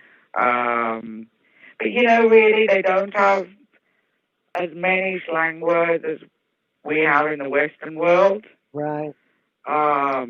It's very tame, really. Their swearing is not as bad as it could be. Right. I like their culture here, really. Yeah, I bet. It's changed a bit. It has changed a bit over the years, but I really like the culture here. What is the cost of It's living very there? innocent. Sorry? What is the cost of living there? It's astronomical at the moment, and it gets worse by the day. Well, like how much is the average rent? Well, a bottle of Coca-Cola now is $5. Oh, If wow. you're lucky. And bear in mind that the minimum wage, the basic wage for your average person or someone like me, you know, your average retired working person, the average wage is around about, oh goodness, $20 a month if you're lucky. $20 a month? Yeah. Okay. Let's be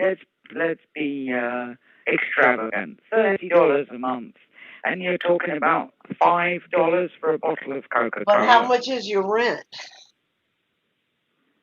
Well, I don't pay rent because when I came here, I sold everything I had. I put all I got in a container, and I came here to start a new life. And I put what money I had into my house. Okay. What is the average rent there, though, is what I'm trying to figure out. I understand Coca-Cola's $5, but it's imported, so... But it depends on what sort of rent you're talking about. If you could rent a room, which is like a whole self-contained room here, you wouldn't be in somebody's house. Oh, so it's You'd an have your own efficiency. door. You know, it'd be like a room but separate to the house. And that would probably set you back around about $50 a month. Is that all? Yeah. Wow. Yeah. But bear in mind, of course, on top of the $50 a month, you'd probably be spending twice that amount on your food, your basic food. But yes, I mean the rent wouldn't cost you that much. Wow. You can't rent a room for $50 a week, hardly $50 a day. Yeah. But Well, you're the talking about hotels here. efficiencies, right? They have their Um, little kitchen and bathroom in these rooms. yes, you have your own Yeah. little No, kitchen that's an and bathroom. apartment then. Yes, like a little studio, Right. Oh self-contained my gosh, so studio. studios here are going to run you 13, 15. Wow. Yeah. Wow. Yeah. Oh no, you wouldn't And be then your anywhere near. electric's You could going get to. a whole house. You could rent a whole house here for a couple of $100 a month. Wow. You can't even rent a room for that here. And I mean a room without a kitchen or a bathroom. Wow. Yeah. Yeah, I mean, the cost of living here is very, very different. But of course, the wage also is very different. Right.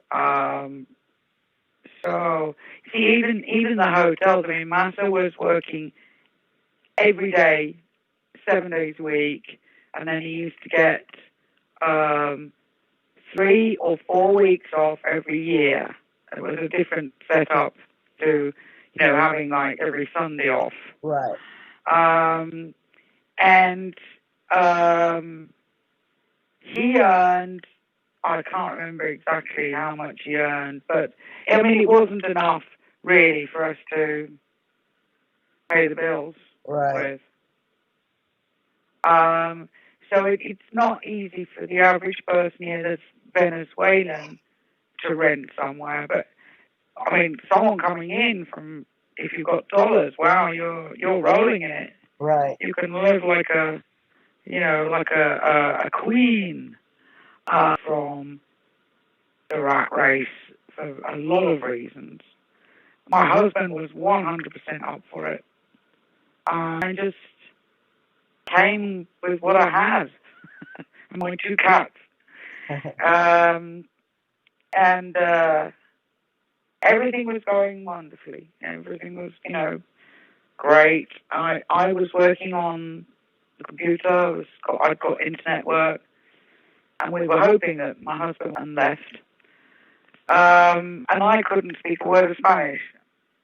And then I lost my job on the internet, on the computer work, because the company in New York that I was working for went bust. Right. And this is all like in the space of just a few months. I thought my whole world had come to an end. I really did. Right. And I decided I was going to get some work. I went out in the street and I got work. Painting the yellow lines on the roads, if you can believe it.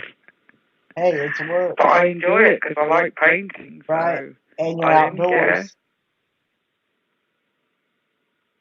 Sorry? And you get to work outdoors. Yeah. Yeah. Okay. That's a it plus. was hot, but I mean, I love the heat, and I met some great people, and in fact, people were very kind to me.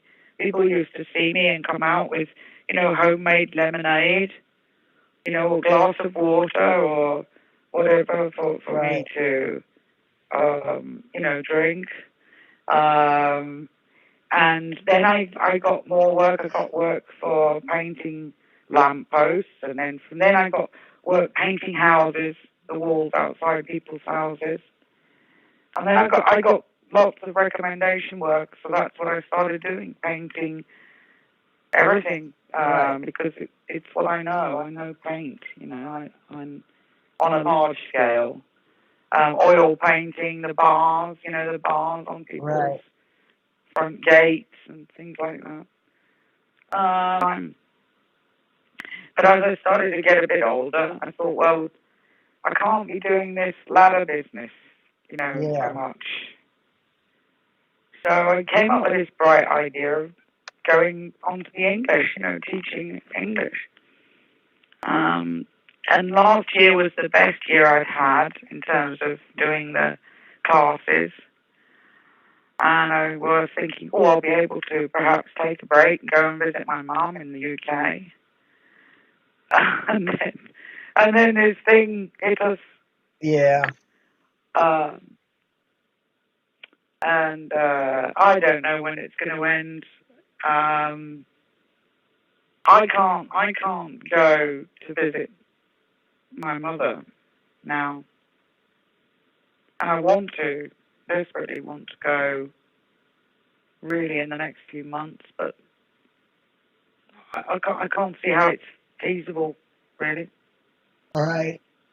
because I need to do 2 weeks of quarantine in France, 2 weeks of quarantine in London. Then I want to spend some time with my family and do various other things. Then when I come back, I have to do 2 weeks of quarantine. That's 21 days of quarantine. Yeah, Yeah. yeah. So we're looking at a couple of months, Yeah. maybe, if I'm going to have any sort of people to come in from. Right. All sorts of things. Yeah. All sorts of things. It's very, very complicated. Yeah. I've got a friend trying to work on it at the moment. He's going to call me on Friday. But really, honestly, I just can't see how it's going to be feasible. And it's a little bit frustrating. I'm not angry about it, but I'm frustrated about it because I Right. really would like to go.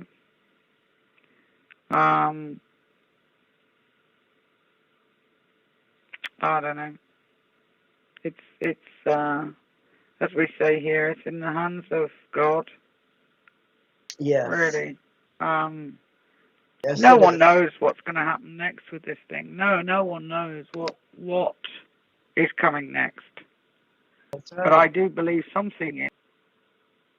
Like what? Do you have any ideas, or do you just like me? Do you just feel something? Well, any good and give people a false sense of hope. And I think besides the COVID-19 going crazy come flu season, I think that MERS is not far behind. And Yeah. I also believe we're going to have major, major unrest in the United States come election time. It doesn't mean we're going to be going to attack some other country. And I think a lot of stuff is going to happen right before Christmas. And I think we're going to see a Cat 6 hurricane, because that hasn't happened yet. But, yeah. We're not out of hurricane season yet. Yeah. That's true. I think we're going to, as Scripture says, we're going to see things we've never seen before. And all the things that we have been seeing here lately that are new to us is just going to continue to increase. And yeah, there's a whole lot that's fixing to come to fruition. Yeah, I hear you. I think with the election, definitely, people are going to get more wound up by the media and stressed out and aggressive with each other. And yeah, I think it could kick off. I think it's going to be the same down here because we've potentially got an election coming up in November, and there's a lot of unrest now with what's going on. Yeah.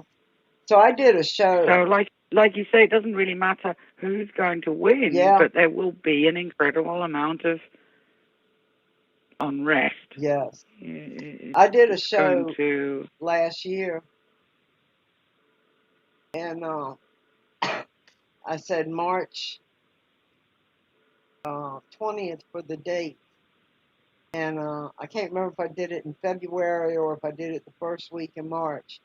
But when I looked the numbers up, because the numbers came to me for some reason, and I'm not a numbers person, but they came to me. And I looked it up in Hebrew, what the numbers meant. And I'll have to pull up that show and play it again. But so what I was saying was there was major things coming after March 20th that, Yes. or whatever the date was, I have to go back and look. So the numbers in Hebrew meant something drastic was going to happen, and then 2020, the year, stands for. So anyway, it was something major is going to happen in March, and the year 2020 is after the year 2020, and these experiences, deliverance comes. And Right. 2020 has been a crazy, crazy year around the world. You know, we have seen, Everywhere. yes, we have I don't seen think anyone's been exempt. That's what makes this very biblical to me. yeah. Well, it was certainly incredibly special because even normally with viruses in the past, do you remember when we had that, like the swine flu? Swine flu, the and H1N1, both of the other those. one, the bird flu. It Yep. didn't hit every country in the Right. world. Right. This touched the entire world. This one has affected everybody Yes, that's why I in believe it's a some plague from way, God. shape, or form. I believe it's a plague Yeah. from God, and you know, it was one of the things we were warned about in Scripture. Yes, because this virus has done everything that no other virus has ever done. Yeah. So Yeah. Yeah. And it's not your average flu. no, oh no, it's so much not the flu. Yeah. It to me, from what I've been told from my neighbours, it's definitely not the average flu. I mean, Right. we know what grippe is here. We know what flu is, and we know what other illnesses are like. You know, these Right. fevers you get here. I mean, etc. And the people I know, well, my neighbour, her daughter died just a few months ago, I'm sorry. and she was positive. Right. Um, Well, and then even the and ones that get over it now, they're ending up with heart issues and kidney it, issues and this uh-huh, thing, the inflammation on this thing is terrible, and it's affecting. So people might think, well, I got it and it wasn't so bad, and then 2 months later they find out now they have damage to the heart, you know, or the virus yes, comes back. Now they've got it again. So building antibodies for it isn't helping it. And that's no, why vaccines aren't going to work for this. the vaccines won't work for the same reason. Right. Because Exactly. if they're relying on the last stage, like stage 3 immune system to kick in Right. and do its job, It's not it's going to. not going to. Exactly. No. Exactly. And the other thing that gets me is the cytokine storm, which a lot of the media are sort of trying to brush under the carpet like it doesn't exist. Because with that storm, that is telling me something. That's saying what's going on here, because why would the body want to create a situation where it's attacking its own Right. good cells, Right. if you know what I mean? Right. It's something it's not adding up, and I'm not going to say it was man-made, but it is not your average virus. I'm absolutely convinced of that. And whether it's MERS or whether it's another strain of this that's coming, Right. I think it's almost inevitable from absolutely. a scientific point of view. Right. Absolutely. I totally agree. And here, I mean, why have they now started to tell people to wear these, overall face masks like they're wearing in the operating theatres? Right. These are average people, that are working the security guards, the people in the shops, Right. why are they being told to wear these masks? Right. Because now they realize you can get it through your eyes as well. Yeah, Yeah. yeah. It's a mucous membrane. If anybody sneezes within 3 feet of you, Yeah. and you haven't got your eyes covered, Yes. of course it's going to go in your eyes. Yes. It's a very tiny particle, and I think personally, it contains some sort of DNA that they know is going to cause major problems. Right. That's why they don't want people. Because when you wear a mask, it doesn't protect you from getting it. It just stops you from sneezing over somebody else, really, doesn't it? That's It doesn't, what else does it do? Not much, really. all right. So I think there's a lot more to this than Absolutely. than we're being told. You know, we've been going over And, 4 hours. How long have we been going? Well, you came on right as I started the show, and it's telling me I started streaming over 4 hours ago, so I don't have the exact minutes, but... Oh, my goodness. So we've been chatting 4 hours. Yep. That's a good thing. Wow. So long as I can pay for it. So long as I don't have to yeah, mortgage my house to pay the bill. Yeah. Yeah, and they can't cut me off because I use this phone for the internet. Wow. So on that note, look, I'm going to go, and thank you ever so much. Oh, thank you. It's been an enjoyable... It's been brilliant. It's been really lovely chatting with you. And you as well. You have a wonderful day. I hope to catch you soon. You have a blessed night and get a couple hours sleep when the mechanic shows up. You too. Take care. Take care. You too, beautiful. Bye. God loves you, and so do I. The entire world to know Him and His love and His saving grace. Hallelujah. Praise the Lord. God bless y'all. All right.